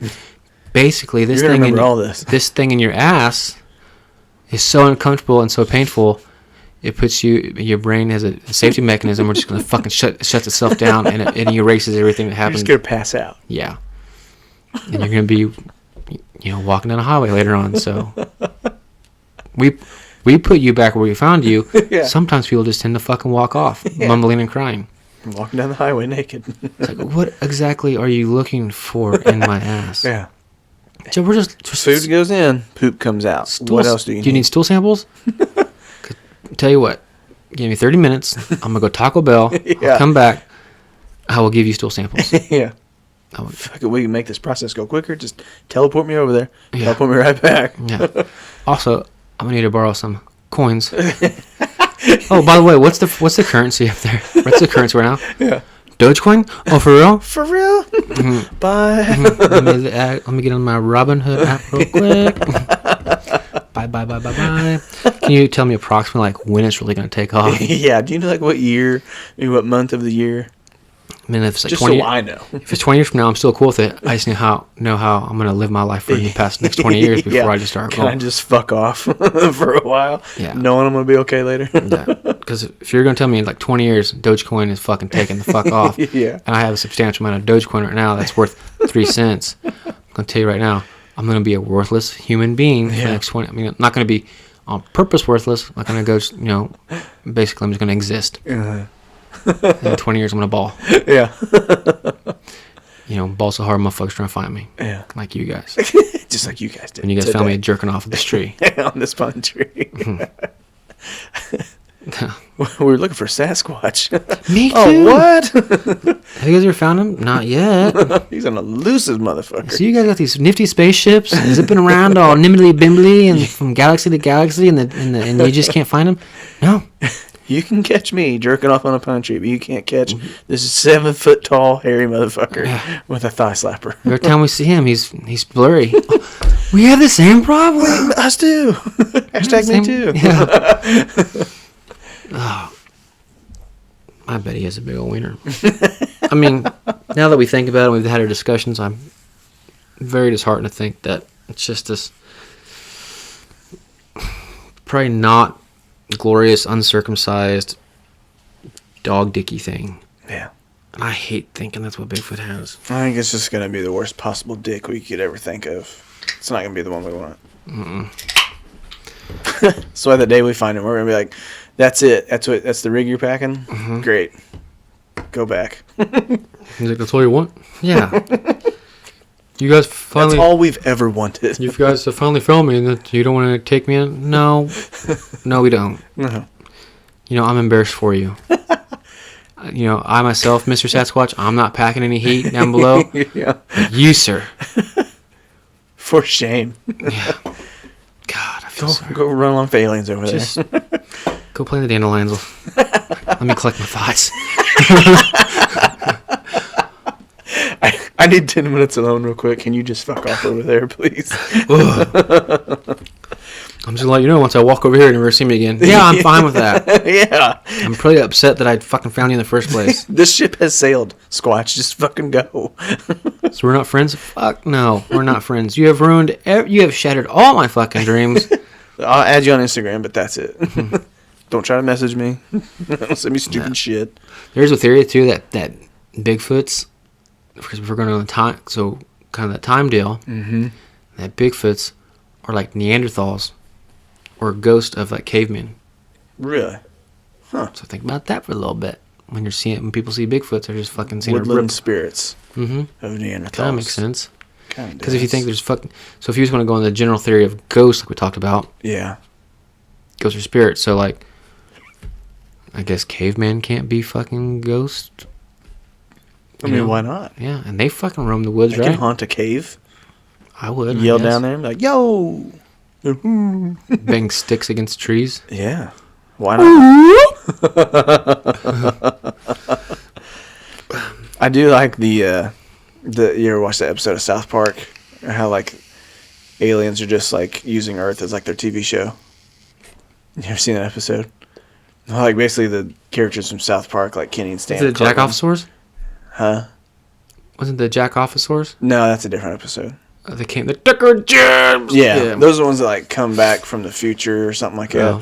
This episode, it's like Cartman and Stan and them. They somehow get onto like the alien ship, and basically it's just aliens are just watching Earth as like their TV show. Okay, and they're it's an older one. Yeah, it's like this week on Planet Earth, like to show all the stupid shit. And they're like, so you guys just like watching us for your entertainment? And I'm like, yeah. And they're like, oh shit, the humans figured us out, and they're gonna destroy the Earth. You know, they take a giant space wrecking ball and they start hitting Earth with it. Fuck. Yeah. Whole South Park. Yeah. I haven't seen. It's still going. I haven't seen a whole lot of them. I used to watch the shit out of them. I watched a lot of it in high school, but then I haven't watched it in a while. I do like the adult cartoons though. What'd you call? So Family Guy is a good one. I just don't watch. The thing is, like, having family and kids, I don't get fucking TV time. Right. And I'm a nerd. I like watching documentaries and weird shit too. So, but like, Family Guy is fucking great. American Dad's decent. Bob's Burgers is actually pretty good. I love Bob's Burgers. That's a good one. So before I got deployed, I started watching. It's on Cartoon Network, Adult Swim. Mm-hmm. I used to have some real bangers on there. Oh shit, what's that one? Steph, Aqua Teen Hunger Force. Yeah. So I started watching that. Meatwad. Yeah, so I started watching that shit, and I'd always see it in passing, like, and I was so judgy about it. I was like, that's fucking stupid. Like, never watched it. Like, what crackhead made up this show? So like, I think one day I'm in my apartment in college, and I was just like, whatever, I started watching it, and it's fucking good. Yeah. Except for one night, I fell asleep with TV on, and I was rolled over and facing the wall. My bed was like in the corner, and like, when you're half asleep and you wake up, and I hear. I'm not still. My mother's dorm and the city was a fuck, man. Still. That's my birthday was a dorm. His Meatwad's fucking talking, right? Spot on impression. Yeah. So I'm, facing my wall, a little bit of light, and I hear this fucking creature talk. So, what the fuck? What is happening? I was like half asleep. I was like, God, scared the fuck out of me. But you ever seen Rick and Morty? Yeah, you told me to watch that. I haven't watched it. So I was holding off because it was just like, there was some hype behind it. I've seen people talk about it on Facebook or whatever, and I was just like, not going to do it. It was a couple years ago. I think flipping through. So what I would do, this is how I would get by and watch it. So when the kids were real young, they'd watch the stupid fucking cartoons. Yeah. And watch it all day. And it just, you can only take so much fucking Paw Patrol. You can take so much fucking Peppa Pig. Yeah. And whatever. So my loophole would be, is like, as long as the cartoons were on, the kids are good. It's like they were sitting there paying attention. Like, they were playing, but if the cartoon was on, then they're good. Yeah. So I'd turn on these adult cartoons. They're not paying attention to that shit. No. They just know a cartoon is on, and they're playing. So it's background noise to them. Rick and Morty. I put Rick and Morty on. It's like, because it was on. I was like, oh fuck yeah, let's put this on. And my daughter's playing or whatever. I'm watching it. Shit's fucking good. Yeah. Oh yeah. I haven't. Yeah, I need to sit down and watch it. It's fucking good. I used to watch Space Ghost on Cartoon Network. Yeah, I used to watch a little bit of that. I love that one. Robot Chicken. Yeah. Mm-hmm. Yeah. That was a great one. Do you remember Kablam on Nickelodeon? Mm-hmm. With Prometheus and Bob? Yep. And someone shared Prometheus and Bob on TikTok one day, and I was like, shut the fuck up. I used to watch that religiously. Yeah, Kablam was the shit. Yeah. They had that, and then, oh man, I can't remember the other ones I used to have on there. They had some good ones. Man, that was the bee's knees. It was my jam. So Brandy found this the other day. So you got Amazon Prime? Mm-hmm. They have a new channel on Amazon Prime that you can pay. It's like, I think it's $4 extra a month. Yeah. The Old Nick. Oh, for real? Mm-hmm. So you got like Doug, Rocko's Modern Life, Avra Monsters, Rugrats, Camp on Awana. Oh my god, I love Camp on Awana. Yep. Are you Afraid of the Dark? Yeah. Yep. That's the best one. All of those. Can't remember which ones all they had on there, but yeah, I mean it's just like Salute Your Shorts. That's what Salute it's Your called. Shorts is on there. Yeah. Yeah. The Camp on Awana. Yeah. I don't know if they had Hey Dude on there or not. Remember Hey Dude? Yeah. Hey Dude. It's a little wild and a little strange. Yeah. Something down on the range. Damn, you did good. I don't remember that song. I just remember Hey Dude. Grab a horse and come along. 'Cause you can't dig a ride if you can't hold on. Yeah. Dude, yeah, like Salute Your Shorts back in the day. Mm-hmm. There's one episode I remember because I like ghost stuff. Remember Zeke the plumber? Yeah. Yeah. The plumber that... He had like a weird they had the bandage mask over his nose or something like that. Yeah. Yeah. Like his nose got bit off or some shit. Yeah, and the kid wakes up, he's like... Yeah. Zeke the plumber. I remember that. Yeah. That used to creep me out, Yeah, honestly. creep me the fuck out. That mask. Yeah. Creep me. I wonder if you can find Zeke the plumber. Fuck, you probably can.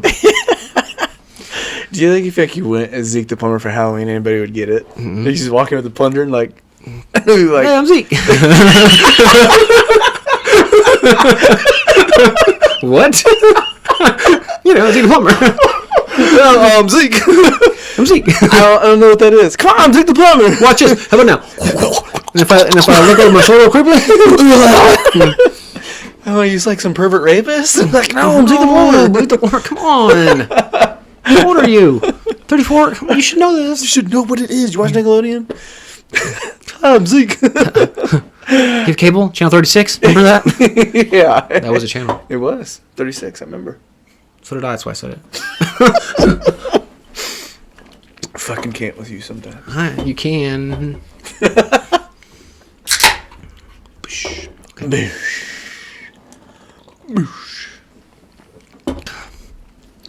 Man, I feel like old school TV was way better than that bullshit now. That whole song's coming back to me now. The Hey Dude. You can feel free to sing it if you'd like to. Yippee-ki-yay, yippee-ki-yay, what? Like the cowboys say, sing it again. Yippee-ki-yay.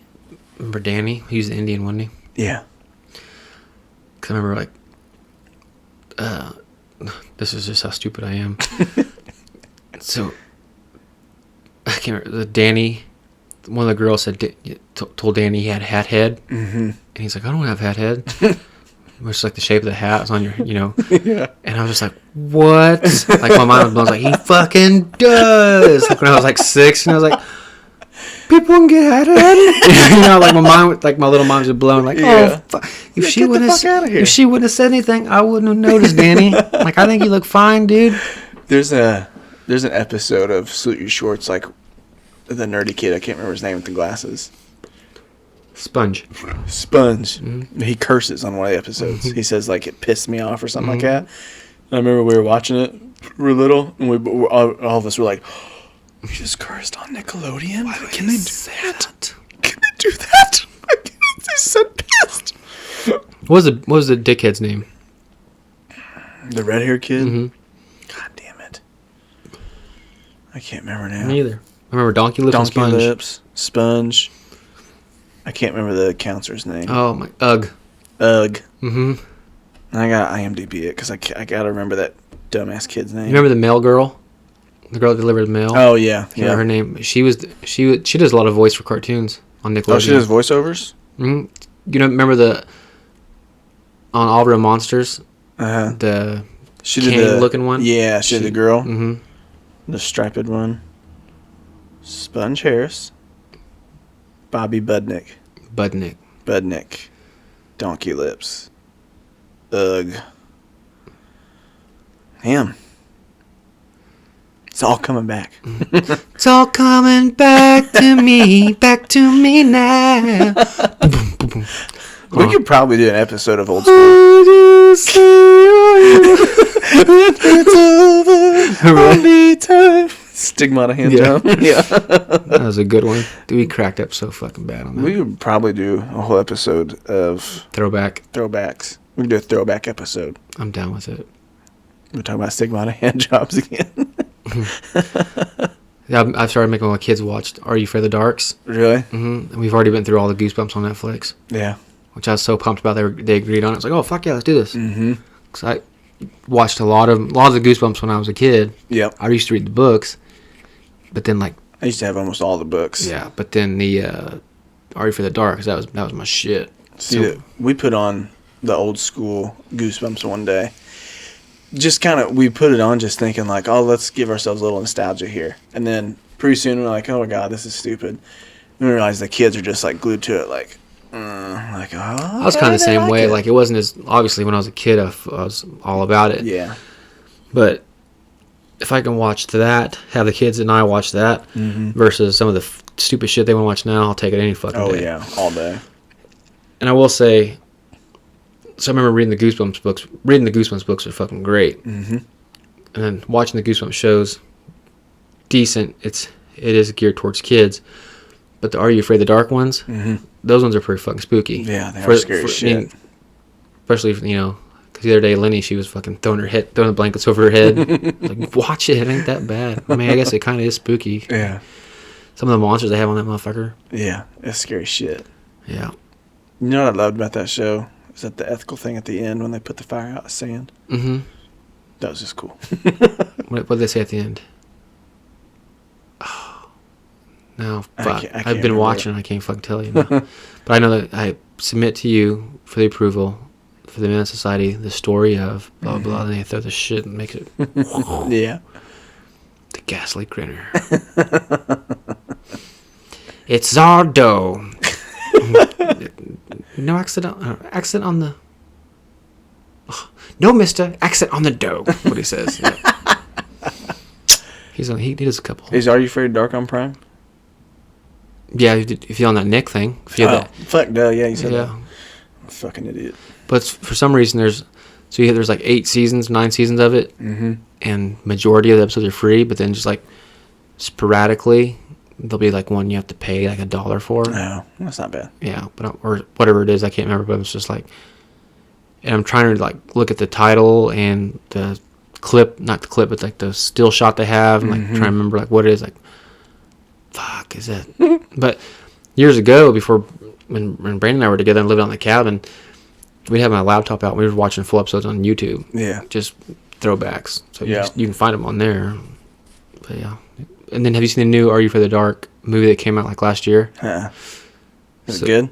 So it was on Nickelodeon. It's like a 3-part series. Each episode was like, I'll say 45 minutes long or whatever. So, and I heard about it, and then we were at Target one night, and the kids saw it, and I was like, well, we'll fucking get it. And we didn't watch it for like a month. And then finally, because I thought it was just going to be cheesy or stupid, whatever. Yeah. Pretty scary? Because your kids like that kind of shit, too. It's actually, well, it's not scary, but I mean, it's fucking good. I mean, like, as a parent, you'd like it, too. It's not like a stupid fucking kid movie you got to sit and just get through. I don't know how Liam would do, but Rowan, my daughter, has a very unhealthy interest into horror movies and gore and Jason and Michael Myers. Yeah, she's probably going to kill you. Probably. But I guess that's how you'd want to go. Oh, yeah, definitely. By your daughter. Yeah. I don't know. She's standing over me with a hockey mask on. I'm like, is this it? She's like, more mac and cheese. Fucking die. Told you I don't like goldfish. Yeah. Sorry, fuck. Fuck. I bought it every week. All right, so this week we're going to play a game. Kind of. It's a very... Play a game. You want to play a game? You ever seen those ones videos? Yeah. Gary. He tries to get that girl's attention at the office. He goes, Stephanie. And she's like on the phone. He goes, Stephanie. Yeah. So she answers. I like the ones like... The very old ones like, Gary. Yeah. Gary. Gary. And he stops for a little bit. Gary. What? I want to play a game. Your bed has been surrounded by live mouse traps. I hate the one in the office. He puts thumbtacks all over her mouse. He's like, you have to send this many emails in this amount of time. Yeah. She's like, oh, seriously? He's like, I've infected your computer with porn. Yeah. And the cute guy from IT's coming here in exactly 5 minutes. So, yeah. Those videos crack me up. So anyway. Yeah. What's this game? I digress. I don't know what we're going to call it, but it's kind of like what we did before with the Florida Man game, where we gave each other so before we gave each other 3 Florida Man headlines, and we had to decide which one was the fake one. Mm-hmm. So to stay on theme with the alien ones, which is way harder than we thought it'd be, because every time we looked up alien headlines, it was just all these fucking tabloids of obviously fake ones. Like the one I saw was what? Gay aliens, remains of gay aliens found in spaceship in a loving embrace. So, I mean, I figured that'd be real headline news, but not. Why aren't we talking about that? Not the Inquirer. Yeah. So we decided we found real alien stories, from news outlets or documented cases. Maybe not the real popular ones that you've heard, like we discussed on here. Yeah. And because we had a hard time just looking for alien abduction headlines. Yeah. So we thought, let's take some notable stories. We'll make our own headlines out of them. So we make a headline. So we're going to give each other 2 headlines. So 3 headlines altogether. 2 of those headlines will be created from actual alien abduction stories. Mm-hmm. And 1 headline that we give each other is going to be fictitious that we made up. Mm-hmm. Okay. So you go first. Okay. You give me 3, and I'll figure out which one is the fake one. Okay. You ready? I think so. This first one. Missing dog returns 5 years later, smaller, with crop circle style haircut. So he had crop circles cut into his hair. This is number 2. Mississippi man abducted and probed by lobster-like aliens. Oh, fuck. Number 3. Woman blacks out after witnessing UFO and drove car 2 miles without remembering. I'm going to go with the first one being fake. With the dog? Mm-hmm. Yeah, it's totally fake. Okay. I made that up. I totally made that up. It's not fucking real. So, obviously the last one is like what the story you told Barney and Betty Hill. Barney Hill, yep. Kind of like caveat off that. The second one with the lobster-like aliens, dude had like a whole story that happened like over 35 years ago, and he tells the same story to the day, but the alien came out of his ship, approached him, had lobster-like claws, grabbed his arm, and like when he thought he was going to feel fear, he felt like instantly like he was safe, like he was welcomed or whatever like that. And then kind of the same thing, woke up later, didn't know where he was. He got probed though? You don't know what happened? Yeah, oh yeah, he did get probed, sorry. It was one, like when the story was saying when they grabbed him, when the alien grabbed him with his lobster claw or whatever, like he felt welcomed. Like the alien walked him onto their ship, and like he just reluctantly went, and then said like he got all kinds of tests, and one of them was that they went up the old keister. Yeah. I don't know what they're digging for up there. What do you want? They found something one fucking time. You know what I mean? Like they found like a jewel or something that someone was hiding up there, and like, all right, we've got to keep looking. Yeah, what kind of other crazy shit we gonna find? Yeah, we've been striking out. They all get back together on their shit. Like, would you find out that guy's ass? Like, I found a fucking light bulb. What? Didn't break. They call this a Hot Wheels car, I think. Yeah. All right, my turn. New York housewife beamed up by brightly lit spacecraft. Forestry worker attacked by unseen beings after encountering spacecraft. Or known drug offender accused of crying wolf over alien abduction claim. Let's go with number 3. That's the fake. The known drug offender? That is fake. It is fake. So fuck you. The forestry worker one was kind of weird because all it said was, I mean, it was a short story. They give a whole. He's like, he saw this fucking spaceship, and then when he got home, he had scratch all over his chin. Just thing, he just didn't remember what the fuck happened. Yeah. Did I get my ass kicked today at work? Did I get in a fight? I didn't know about it. And then the New York housewife one was just kind of what it's. She was at home. And she went to her window and saw this spaceship and a beam of light. And next thing you know, she's in a spaceship and then back in her bed. Damn. Yeah. Just Yeah. fucking All right, what happened? Here I am. Mm-hmm. Okay, you ready? Mm-hmm. Number 1. Fishing trip interrupted by curious elephant-skinned aliens. 2 friends examined and tested aboard alien craft. Number 2. Farm cattle found 4 hours away after couple watches UFO steal livestock with blue beam. And number 3. Woman gets pap smear by redneck aliens in coveralls. I'm gonna go with 3. No, that's real. No, for real? Yeah. Oh, let me find it. I took a screenshot of it. Damn it. The fake one was the livestock, the cows. That sounds so real. That's fake. That's fucked up, man. You tricked me. So this is one of the stories I found. Mm-hmm. The one you thought was fake. The redneck aliens in coveralls. She said she was awakened by a tall humanoid in a silvery gray coverall who ordered her in a metal voice. I don't know if that means like it was a metal sounding or if he was like, "Get on the ground." It's probably like, was it? What's Ozzy Osbourne's first band? Black Sabbath. Oh, like Iron Man. Yeah. Yeah.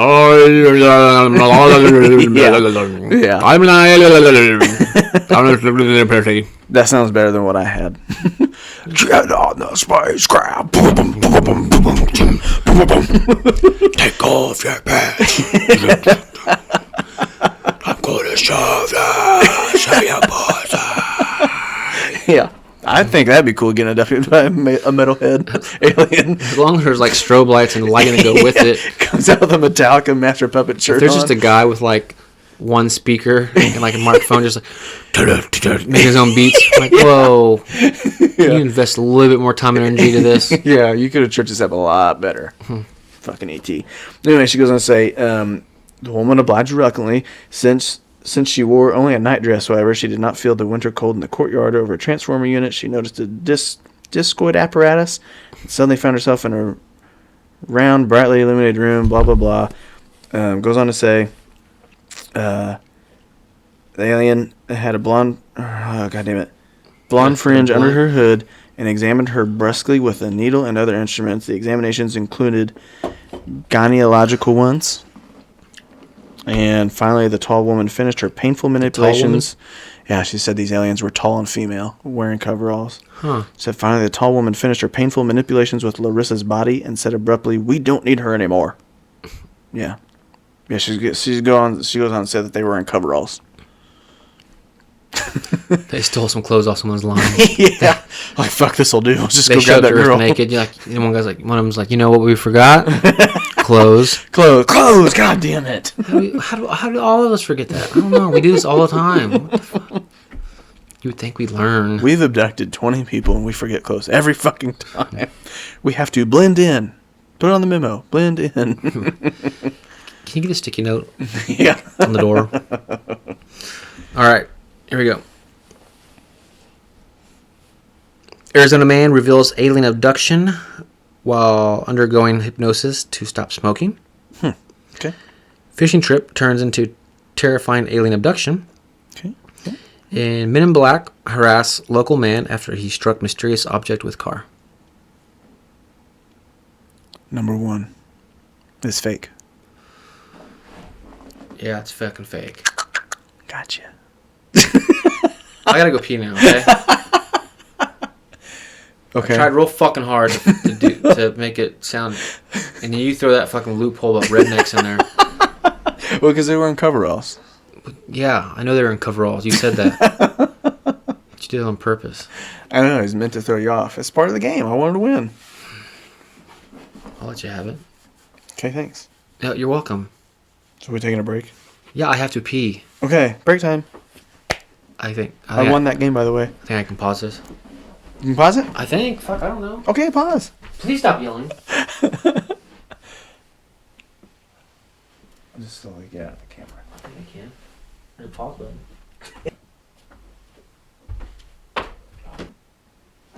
And we're back. Welcome back. Welcome back. All right, so I was going to tell you one of the other alien stories that I found. I thought you might have already used for this. 1994, a Chinese man says he encounters a ship in the woods, and after he encountered that ship, he was continuously abducted by these beings to have sex with what he said other female aliens. But I thought it'd be funny. It was like, what if these like gay aliens? They're like, yeah, that's female. These gay aliens just keep showing up. You're a woman alien, right? Yeah. Yeah. Our vaginas just look really different. Mm-hmm, yeah. Kind of looks like an asshole. Well, yep. Just stick it in there. But yeah, just put it in. I won't like it. Yeah. There's a bunch of gay aliens around. I was like, wonder what Chang's doing tonight. He's just fucking it and he like suddenly hears him just go, "Fuck you harder, daddy." Like what? What? They go back to the alien council and they're in trouble. Yeah. Have you been taking unauthorized chips back to Earth and you told an Earthling that you need his seed to reproduce? I was like, yeah. And I'm just like, no. So, you've been just having like gay sex with this guy and he thinks you're a woman? I was like, why would I? Do we look like kind of people that would do that? Why would I do that? That doesn't even sound... Yeah. Like what you're saying is so erroneous right now. That's not even in our character of how I would operate. Yeah. Like, no. I don't even know a fucking Chang. Yeah. We don't know a Robert Chang that lives in Shanghai. Yeah, so get the fuck out of here. West 34th Street. What? What? Get out of here. You mean the Chang with the 2 kids and the wife? Yeah, we don't know him. Yeah, I don't. Heard he's a nice guy, though. All right. Do you have you just can't make this shit up? I do. You ready? I think so. Hold on. I gotta find it. I want to be. I gotta find it again. I keep losing it. I've lost it twice. Where'd it go? So, headline. This story is called Man Transforms Himself into Black Alien by having lips removed. This. You know what I'm talking about? Yeah, he's creepy looking. Lips removed after cutting his nose off his nose and splitting his tongue. He's a pretty creepy feller. You seen the picture? Yeah. It's fucking crazy. All right. So, Anthony Lafredo, age 32, has also covered himself in tattoos and piercings to make himself look like a real-life alien. And we'll see for the people watching, that's him. This is what he used to look like. You know, good-looking dude. Yeah. Like, handsome guy. And then he decided one day, you know what? I'm going to do this shit. Cut off his nose, his lips, split his tongue. He really took it the extra step. Yeah. So it says the Frenchman has documented his transformation, which he has dubbed the Black Alien Project, with pictures posted to his thousands of followers on Instagram, which I followed him for the episode. An image published earlier this month showed Lafredo without an upper lip, a change which he said has made it harder for him to speak. Oh, I'd imagine. Obviously. It comes just months after he traveled to Spain to have his nose surgically removed. He visited Barcelona-based modifier Oscar Marquez to undergo the procedure since it is illegal in his native country. The extreme surgeon carried out the surgery known as rhinotomy? Rhinotomy? Yeah, that's it. Sure. You know what it is? Fuck no. Fucking asshole. Which has left Anthony with a gaping hole in his face. Posting the experience, Lafredo wrote, "Thank you to Oscar Marquez, body mod, hashtag whatever. You will have marked my life. Now I can walk with my head high. Thanks to you, I am proud of what we did together." He also previously had both of his ears surgically removed in order to look more extraterrestrial and risked tongue splitting. You ever seen tongue splitting? Not a fan. You into it? I'm just kidding. I would never do it. Tongue splitting, which involves cutting the muscular organ in two with a scalpel. I damn near cry when I bite my fucking tongue. Yeah, I do too. I couldn't even imagine getting a fucking tongue piercing. Yeah. No. But have you ever seen how they do it? Like they'll just take a scalpel, cut it, and then the person that had their tongue cut has to swish very cold water around, keep spitting it out until it heals up. They have to just keep doing it. I watched it on TV. And then, but what's weird is right after they do it, like they instantly can just work each side of the tongue. It's crazy. I don't know if I like that. I don't either. It's weird. It said, he goes on to say, or the article goes on to say, as well as this, he braved getting his eyeballs tattooed, even though the inkings can leave you blind, in order to look more like an alien. Anthony also had dermal implants put in his face, which gives his skin a bumpier texture. He now has reptilian-style bumps in his forehead and chiseled lines across his cheekbones. Despite his once dashing looks pre-surgery, Anthony doesn't regret his transformation. In 2017, he told French newspaper, "From a very young age, I have been passionate about mutations and transformations of the human body. I had a click when I was a security guard. I realized that I was not living my life the way I wanted. I stopped everything at the age of 24, left for Australia. It has become normal, even unconscious, to constantly think about my plans for the next few months." He added, "I love getting into the shoes of a scary character." Do you think he gets more puss now? I don't know. He looks weird growing facial hair with this one. I don't know. I don't like it. Oh my god. Yeah, it looks creepy as shit. And then this one cracked me up. This one's creepy because he does look like a fucking alien. It's just so creepy looking. I mean, there's so many questions. This one picture though. Where can you get a job at? Well, that's what's funny. This one picture made me laugh. It looks like just like a normal Joe getting ready to go out in the day to like a Panera or something. Gonna go hit the links. Yeah, he just looks like a fucking asshole.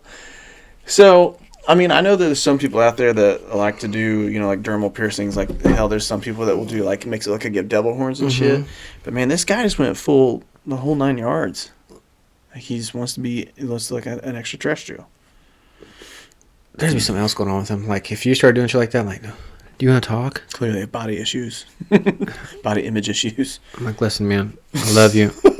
But you're going to keep this up. I can't be your friend anymore. Yeah. I mean, we still text, but... Do you think, like, porn companies have reached out to him? Fuck yeah, they're weird. Hey, we got this new alien shoot coming up. Yeah. We're going to get into the alien fetish thing. You remember that movie Mars Attacks? We're doing one called Mars Splats.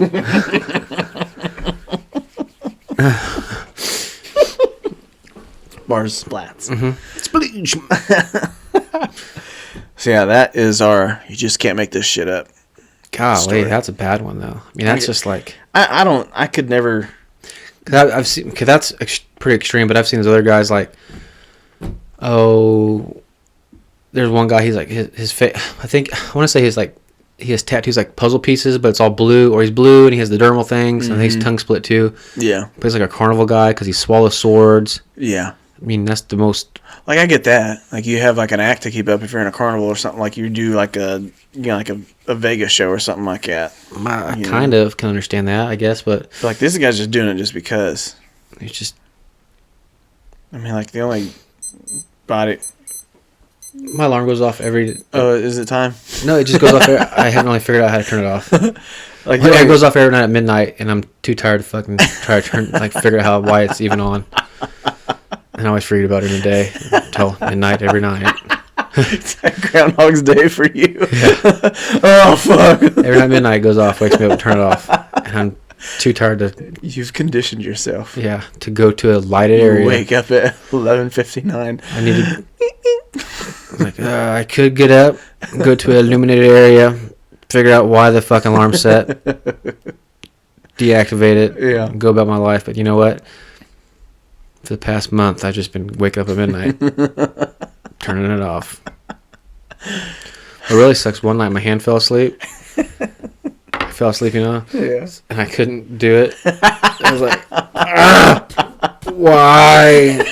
This is my nightmare. No. This is my nightmare. I tried using my nose. Didn't. Nope, didn't work. That'd be a sight to see you in the middle of the night. Just. Are you trying to dab? Just go back to sleep. But no, I don't. I mean, the only body modification I've done is gotten a tattoo. Maybe the only other thing I'd do is get a piercing, but I don't have any interest to do that. I got tattoos, and then... You had your ears pierced at one point, didn't you? Well, yeah, this one, an ear pierced. Yeah. And I had my lip pierced at one point. Oh, yeah, I remember that.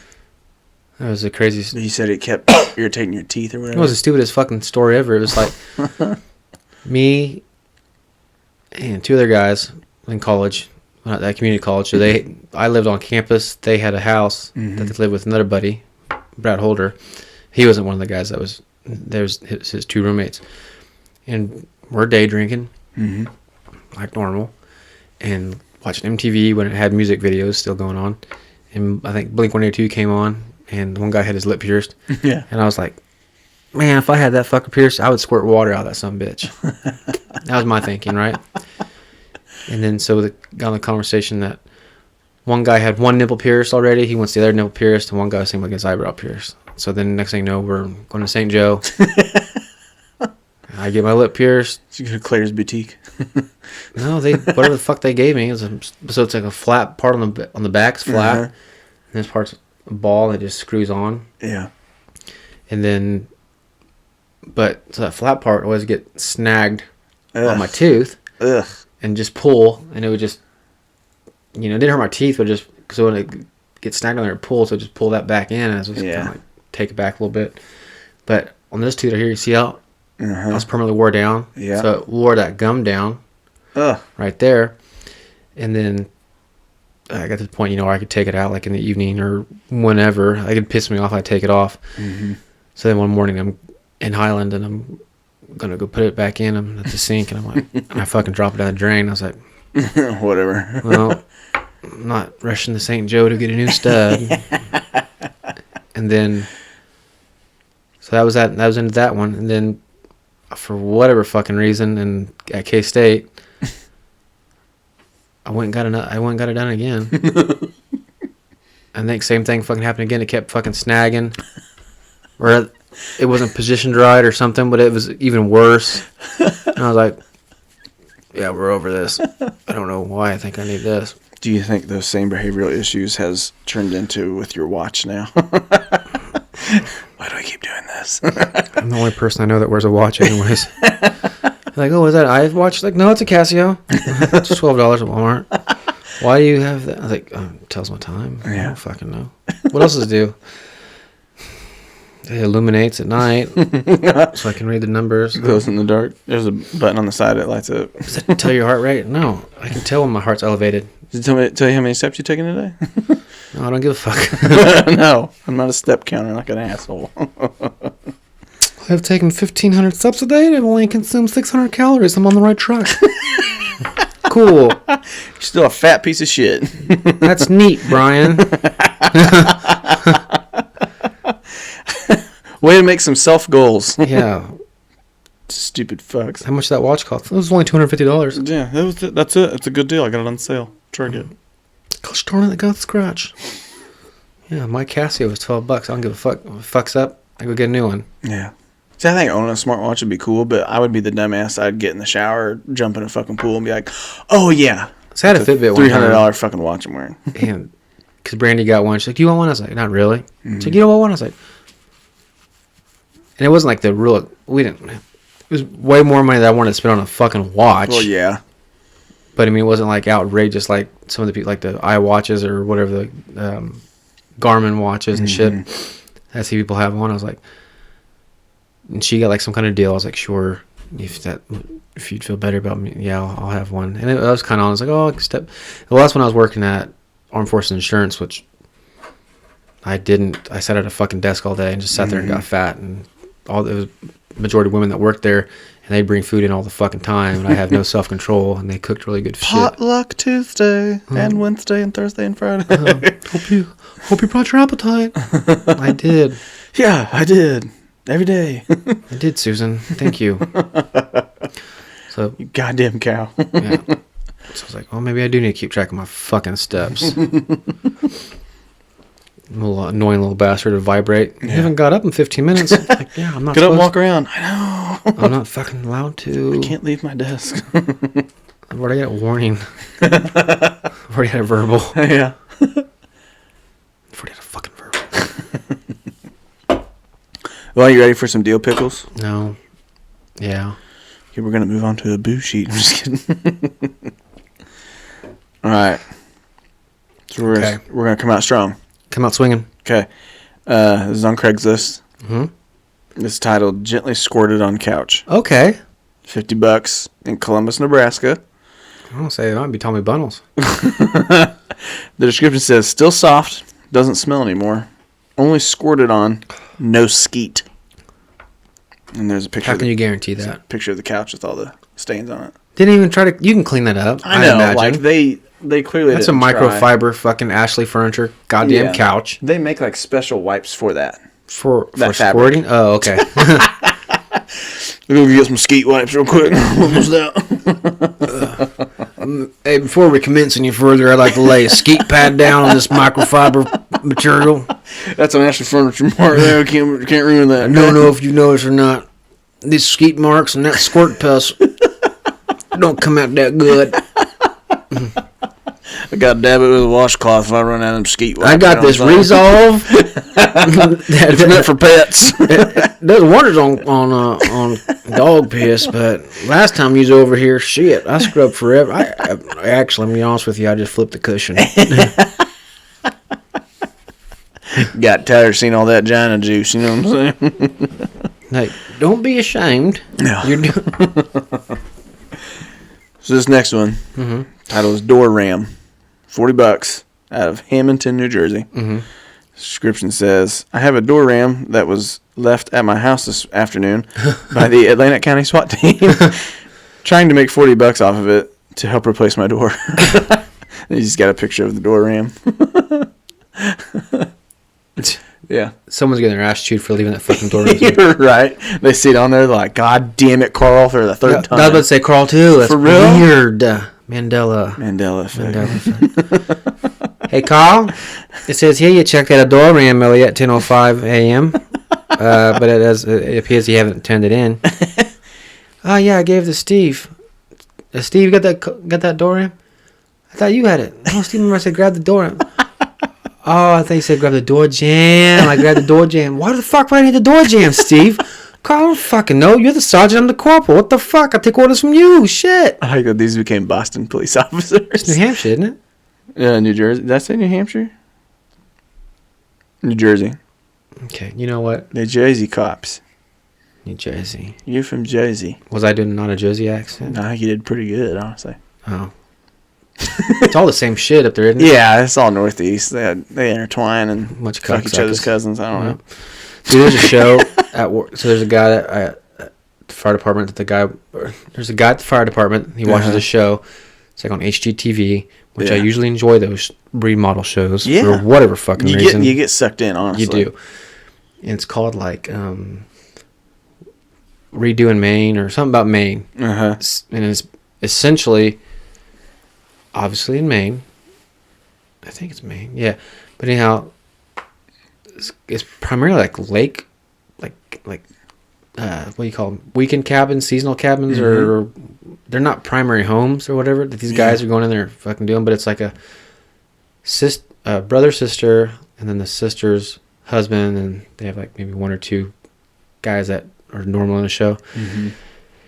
But they talk in a strong accent like that. And it's like too much. Like, okay, I'm done watching this fucking show. Oh my God. I was talking to John the other day. I was like, John, do you think you could ever date a girl with an accent like that? And he's like, fuck no. No, deal breaker. I was like, me too. That's what I was saying. I was like, Jesus Christ. There's one, I think it shows just house hunters.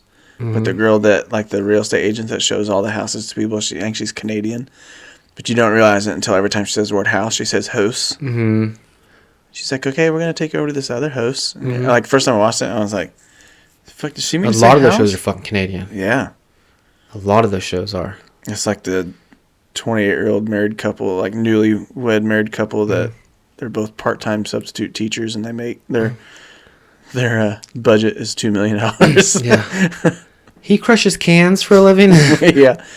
I'm a part-time kindergarten parent, and my husband hangs potatoes in the basement, and our budget is $3.5 million. Yeah. And they come into this like outrageous fucking. Yeah. They can put their foot down like. It has to have a rec room. I think I was like, whatever. We want a hearth. Yeah. This house doesn't have a hearth. Excuse me. This doesn't have a foyer. Foyer, or whatever it's called. Foyer. Then that dumb bitch is like, I'll show you to the next house. Like, you know, there's one house is like when you walk in, you're in a room, but then it's not really a room. It's like a second doorway, and you walk in, and it's like the real house. I want one of those rooms. Want a mudroom? Like, no. Like, it's like the classy version of a mudroom. So, like, you have a big wooden door. it's on the outside. You open it and you walk in, and there's like usually tile, but there's another door, and you go in that door and you're in the house. I want one of those. It's like a welcoming room before you get into the main room. Yeah. Like, if you wanted to, you could put a coat rack in there and a welcome mat. I probably won't. Can we, like, move this along? I have to go home and stare at my vagina with a hand mirror. All right. Here's the bathroom. This is a nice place. Good lighting to stare at your fucking vagina. Yeah. Carry on. Carry on. Carry on. Let's see what this house is all about. Oh, the Canadians? Yeah. All right, I got one more. Deal pickle if you're ready. I am ready. I have, yep. I don't really have a title. I think this is on Facebook. But it starts out and it just says, do you want to boost your funeral? A what? Do you want to boost your funeral? Funeral? Why can't I say that? I think you're stuck in Canadian mode. You want to boost your funeral? You want to boost your funeral, eh? Give your balls a tug, you tit fucker. Give your balls a tug, you tit fucker. He says, do you want to boost your funeral? Hire me, the professional mourner, to come and cry at the funeral. Below are the summer specials and prices. Normal crying, $50. Bohemian hollering, $100. Crying and rolling on the ground, $150. Crying and threatening to jump into the grave, $200. Crying and actually jumping into the grave, $1,000. And then the guy went on to post pictures of the faces he can make at the funeral. Him crying. Yeah. Okay. Yeah. Well, the sad part is he probably got hired for a couple jobs. Oh, yeah. I do have a Playing footsie. I do have a question. What is Bohemian hollering? So Bohemian Rhapsody is... This is on Big Queen. Yeah. I feel like I have to Google it.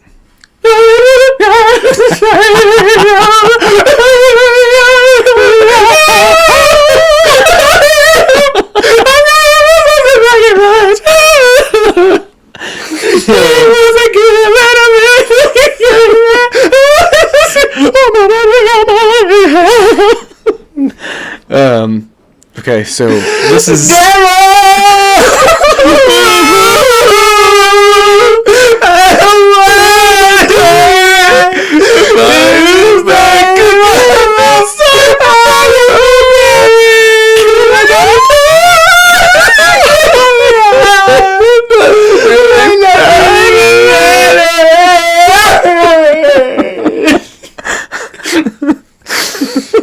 So that is Bohemian hollering. I feel like that's Bohemian hollering. It has to be.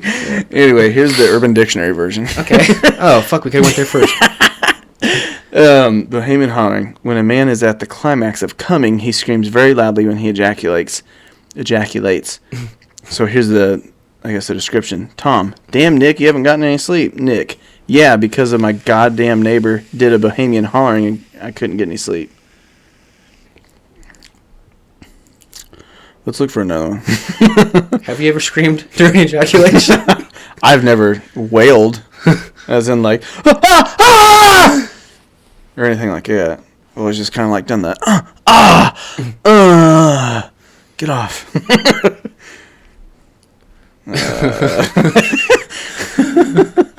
That's the only thing about Bohemian hollering. Honestly, if you Google Bohemian hollering, you find the Urban Dictionary version, and then you find every Craigslist ad of the one I just read. I feel like That guy has the same strategically picture. placed that in that second because he's like, whoever's gonna buy, like, you know what? I could give him $50 just to cry. Yeah. And then what is it? $100 for Bohemian hollering. $50 normal crying. $100 Bohemian hollering. But then you have to kind of go up to $150 for the. Hold on. He has Bohemian spelled like Bahamas. Maybe did you read it wrong? Yeah. Okay. Or like Bohemian, like Bohemian Rhapsody. But that's Bohemian. So you just blamed his spelling. You said, wait a minute, he has Bohemian spelled Bahamas. Mandela effect. Mandela. I thought it said Bohemian and Rhapsody. Fucking X-Files. Crying and rolling around on the ground, $150. I think I would want. I'd pay $150. Have him cry and roll around on the ground. So I saw kind of the caveat off this. There's a guy. It's his job that he made up. I forget the title of it. So when people are dying or terminally ill, they can hire him, and he can come in. And there's legal documents or whatever, and he signs it or whatever. I mean, I don't know the ins and outs of it, but this is his job. And this guy can write down or tell him family secrets or what he doesn't. If he, tell my grandson Ernie I fucking hate him or something like that. So then after he passes, someone else the family's mourning or whatever, and he comes and he's like, hello, I was hired by your father. He goes, and I'm here too. And he just reads off all this shit, like you fucking disappointed me, blah blah, and he just fucking lets it all out. Jesus Christ.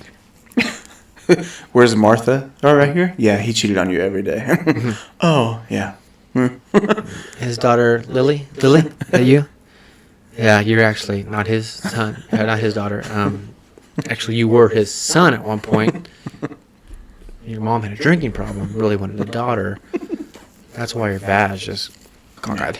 Yeah. And where's the dad, Randall? Is that you? Yeah.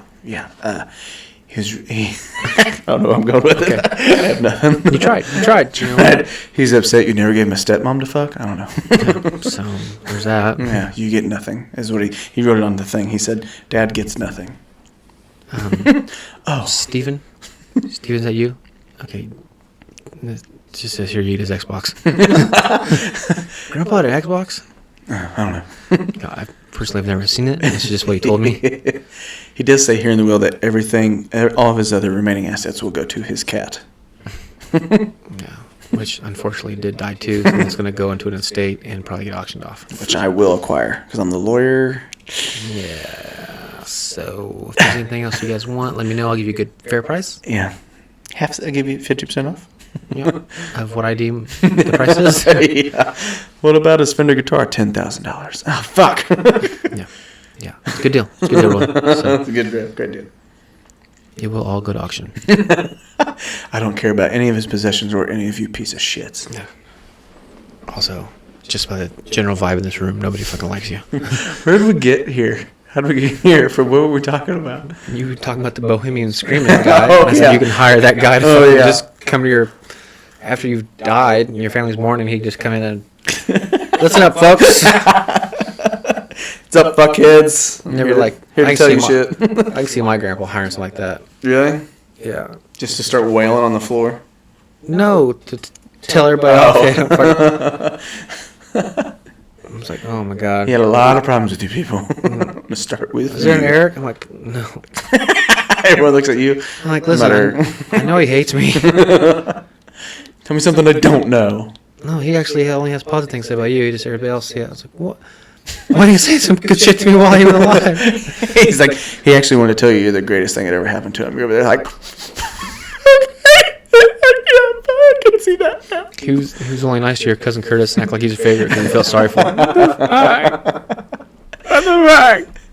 He turns the page and he's like, it also says here, psych, you're a piece of shit. Oh, fuck. Oh, he does have a sense of humor. Fuck you, Grandpa. Ready for some boo sheet? Do you have a boo sheet? I do. It's an alien-themed boo sheet. So this was an actual... Or no... Okay, I already fucked that. We'll play that game for the next boo sheet. Yeah, did anybody vote on it? No one voted on it. Cocksuckers, go down there and vote. Next time we're going to do a boo sheet. We're going to start this other thing, this boo sheet thing. Oh, here, well, I guess we'll just tell you. So last episode's boo sheet was fake. I wrote it. I made all of it up. Yeah, he authored it. He fucking pinned a fucking nice story but you guys didn't give a fuck about. Assholes. So from now on, more than likely, we'll read a story. It'll be jazzed up to our to how we do it. Yeah. It'll either be totally fictitious, created by either myself or Justin, or off the interwebs, which is deemed to be presumably true, and then we add our spice to it. Yeah. So then, in return, you guys go on the fucking Twitter or the Instagram, and you guys tell us if you think it was boo sheet or real. Yeah.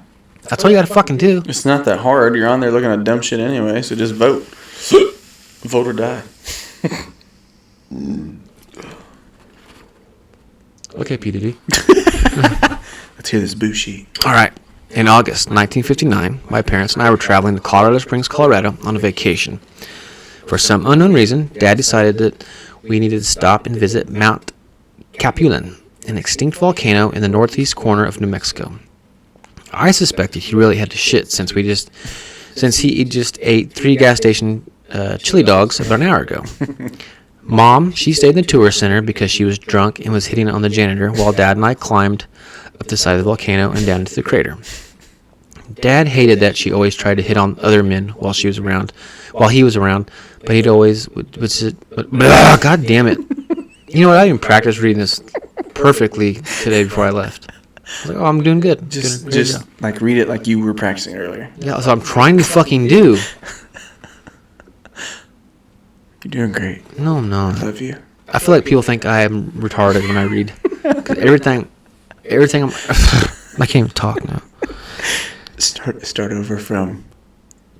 Mom hitting on the janitor. I promise my reading level is above 3rd grade.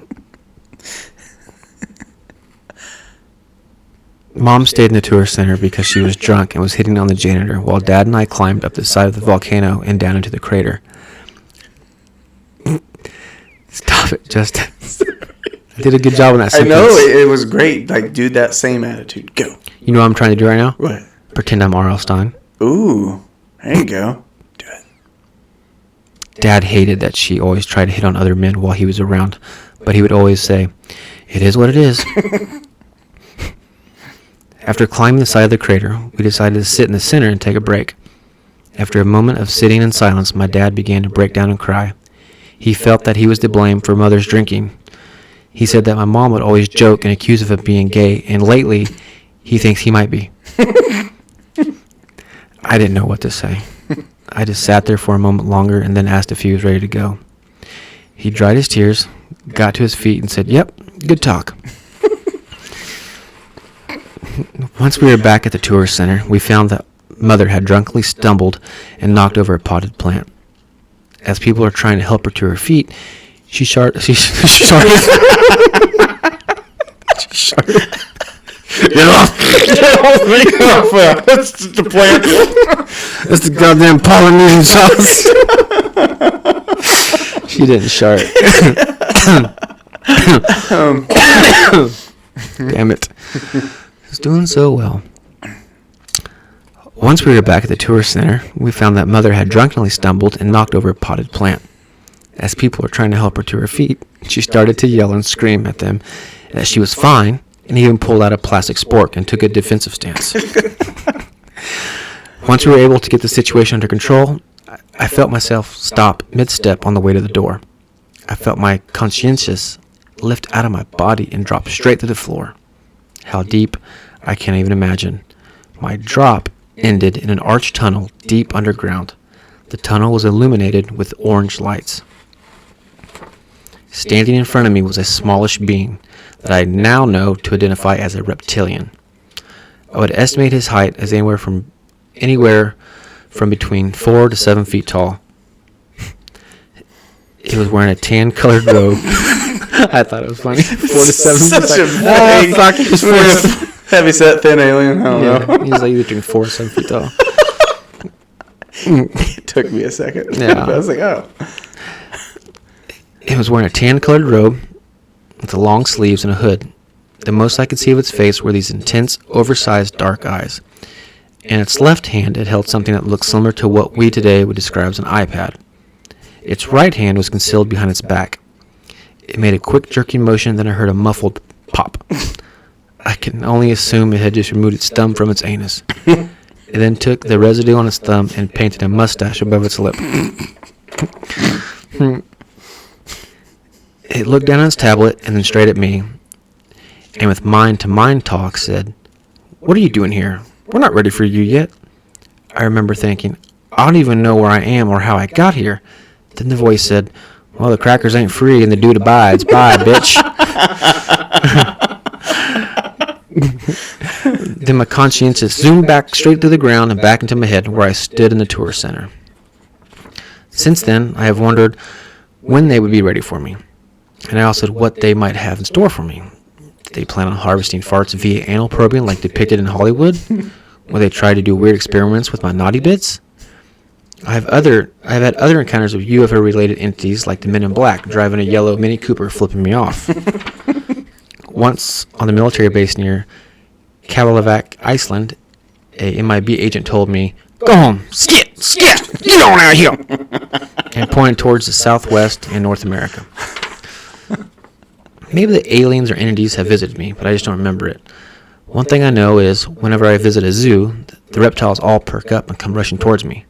One time, while hitchhiking in New Mexico, I swore that a small lizard on the side of the road asked me if I had a light. Taken back, I paused for a moment before retrieving my lighter from my pocket and extending it toward the lizard. The lizard just laughed and ran off, yelling, "We're not ready yet, and you're definitely not ready." I had no idea how to take that. Anyways, I've been clean and sober from acid, painkillers, and shrooms for 4 years now, and everything seems pretty quiet. Almost too quiet. Will I ever know if they're ready for me? I've been clean for almost 4 years. Everything seems quiet now. Almost too quiet.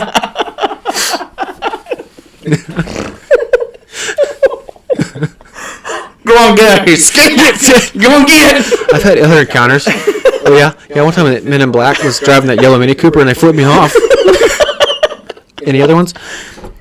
Yeah, that one guy on the Icelandic base said, "Get on here, skip! Go on, get now." And he just pointed in the general direction of America, and I was like, all right. I guess I'll go. It was a good one. I like that. He's 47 feet tall. It took me a minute, and I was like, "Oh my god!" That's a very vague description. I added a lot to that fucking story.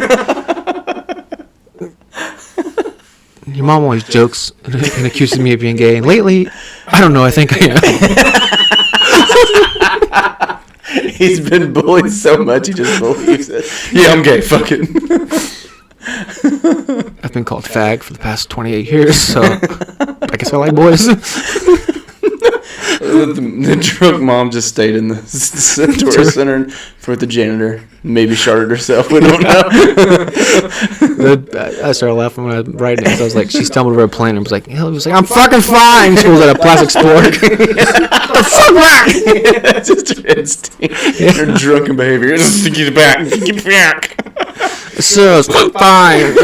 Everything's fine. You just get back. Okay. You wouldn't judge me if your husband was one of the fuck other men. Carla, I've told you, I'm not gay. Don't do this again. Her husband's Robert Chang. Yeah. He keeps banging all the dude aliens. I told you, I not fuck no man, I fuck alien man. It's different.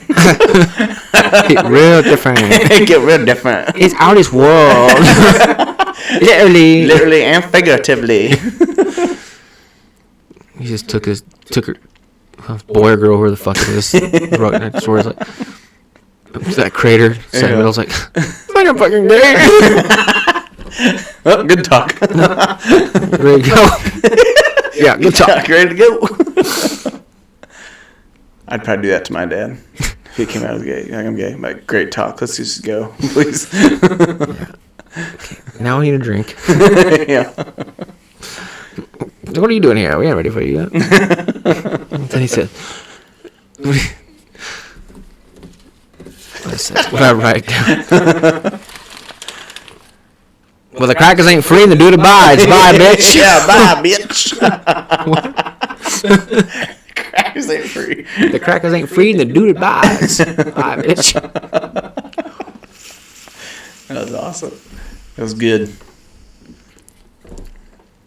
So, if you guys think, I felt the juices flowing today. I mean, it was real, right? It was real. Yep. Someone wrote that story. Mm-hmm. You put our spice into it. I added quite a bit to that one. Yeah, that was good. Because it was a pretty small story, and it was like on the verge of being, like cusp of like, is it too small, not long enough type deal. I was like, so I copied, pasted, and see how it fit on a page. It's like, oh, I can work with it. Gives me enough room to add some shit to it. So yeah, I mean that's normally what we do. I try to look for these. We want to find something too long and we spend half the episode telling you a story, you just get bored. We're going to find something too short and you're like, can we get more? What happened? Fuck. Like that, I clicked, the first one I clicked today was like, it had probably been 10 pages on Word. Mm-hmm. I didn't read the whole fucking thing. I was like, I started reading it, I was like, I better scroll. Jesus! Spark notes. Is there like a fucking synopsis or something? Like, I don't even know everything that happened to you. I'm going to add my own shit. But yeah, there's that. So, like we said in the beginning of the show, you can go to our website, www.corndogpickles.com. Yeah. Leave us a review. Leave us a voice message. Please leave us a voice message. I think they're fucking funnier and shit. Yeah. I mean, even if your voice message isn't going to be funny, we still want to hear from you. Yeah. You can still say, hey, love your show, love your work, good stuff. Have a good day. We'll play it. You know? Yeah. And if you're a certain podcast that is pretty popular and you're listening to our fucking shit, stealing it, you're welcome.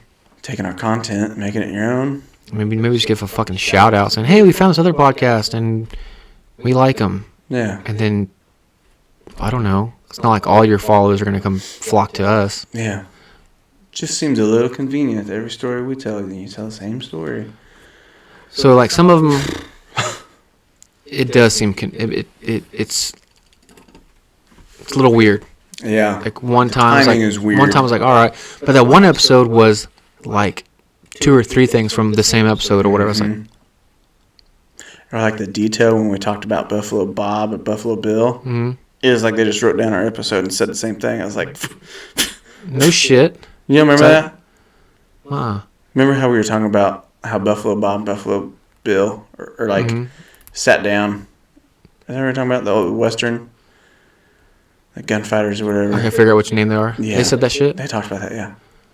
And I was like, listen to it. I was like, that's exactly what we said. I've been so out of the, I mean, I guess it sounds bad as being podcasters, but I've been out of the podcast game. Like, listen, I have a lot to catch up on with, because like usually on my days off from work, I would either, run errands, do stuff I need to do, and then do a project at home that I need to get done, clean the house, whatever, and I'd always have one of the podcasts on. Yeah. And I would, there'd be points where all of our normal ones that we would listen to that I'd get caught up on, then I'd go on to other ones that I liked as well. Like, oh my God, what is it? It's like one of my fucking favorites right now. It's a longer episodes. Astonishing Legends is fucking good though. Yeah. They do deep dives on certain subjects, have interviews. I mean, they're fucking long ass episodes. So I mean, if you're like a road tripper and you want to learn that stuff, that's good one. But Small Town Murders, that's the one. I like that one. See, I've been lately trying to grow out of the normal ones that I've listened to for 2 years now. Yeah. Trying to find new ones. What same? Not really same genre. I guess like some of the ones I'm trying to just branch out and find random ones if I've never listened to them before, just give them a try. Like let's see, there's one called Today in True Crime. They talk about true crimes that happens on the date that they release the episode. I listened to one of our podcast friends on Twitter. Shouts out a few bad apples. She does a pretty good job. I like listening to her. What was the other one I listened to? I listened to one the other day. Are you sure you did? Haunted Places. Haunted Places? Pretty good? Yeah. Yeah. Their whole spectrum of places that they cover is pretty neat. All the different places. Haunted houses, haunted jails. All kinds. It's fun.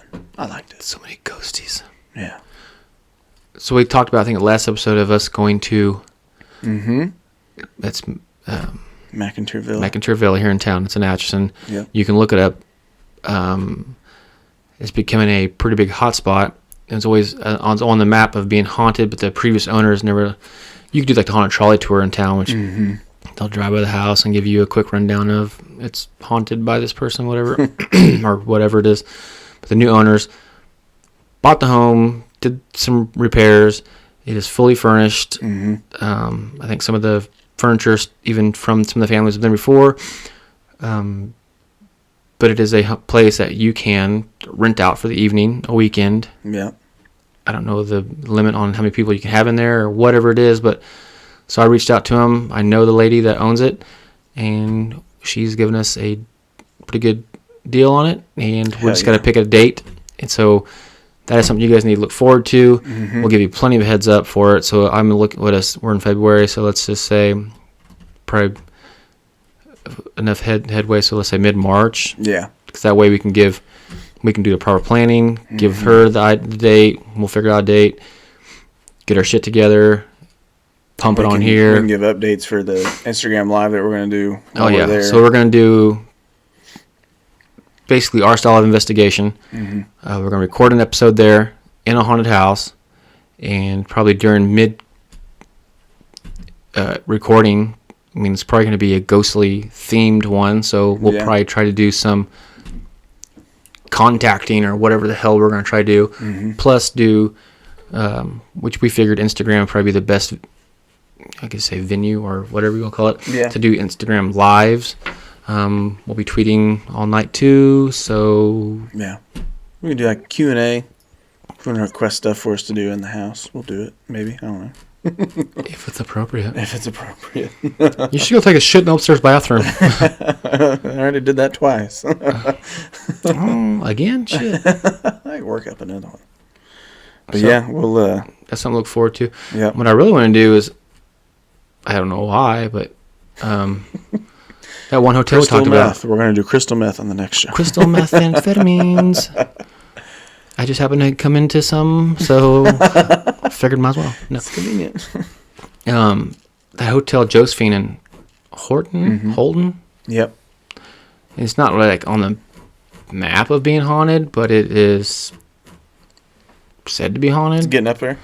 I mean, fuck, if they say it's a haunted location, might as well go fuck. Might as well check it out. Because what I say, did you say something in Canada again? Why don't you go check it out? Check it out? Yeah.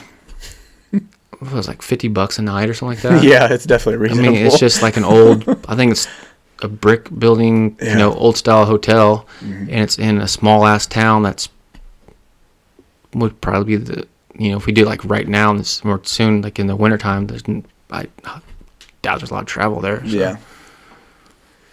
We can probably, we could work that one in there too if you guys are interested. Or we should just ask Katie Weidman if she's interested. Yeah, because you're her number one fucking fan. We basically did this show for her. Yeah. You're welcome. Nobody else fucking likes us. Nobody else likes us. But yeah, that's about it. So that's our show. That's it. And hopefully we see you next week. Probably not, but who knows if we'll be here? We don't know. We don't even know. We were shooting for once a week. Yeah. We'll fucking see how it goes. Yeah. We'll probably do another poll on social media. Yeah. If you guys want to do another topic that you guys want to talk about. Or so, want us to talk about. So we'll release this weekend. And then hopefully, I'm sure you usually get a big influx of people that listen to it right away. Mm-hmm. I mean, at any time, like even Katie, she shot us information about what she likes to hear, wants to hear. Like the Black Eyed Children, the Mothman. Mm-hmm. We throw that in the show. Yeah. Almost immediately. It's not like we're on a fucking timeline of shit we got to talk about. It's not like we tell her, like, yeah, we'll see if we can squeeze it into our schedule. No, we put it on the next goddamn day. Yeah, so if you have anything you want to hear about, I mean, you kind of understand what our topics are about. Mm-hmm. I mean, we find the dill pickles or even the boo sheet ones, like like the Mothman one. I made it into a boo sheet. Just hit that on there. So let us know. We'll do it. Mm-hmm. We'll do it so hard. It's so good. You might so like it. So good, you'll love it. You might like it. But until next time, bye.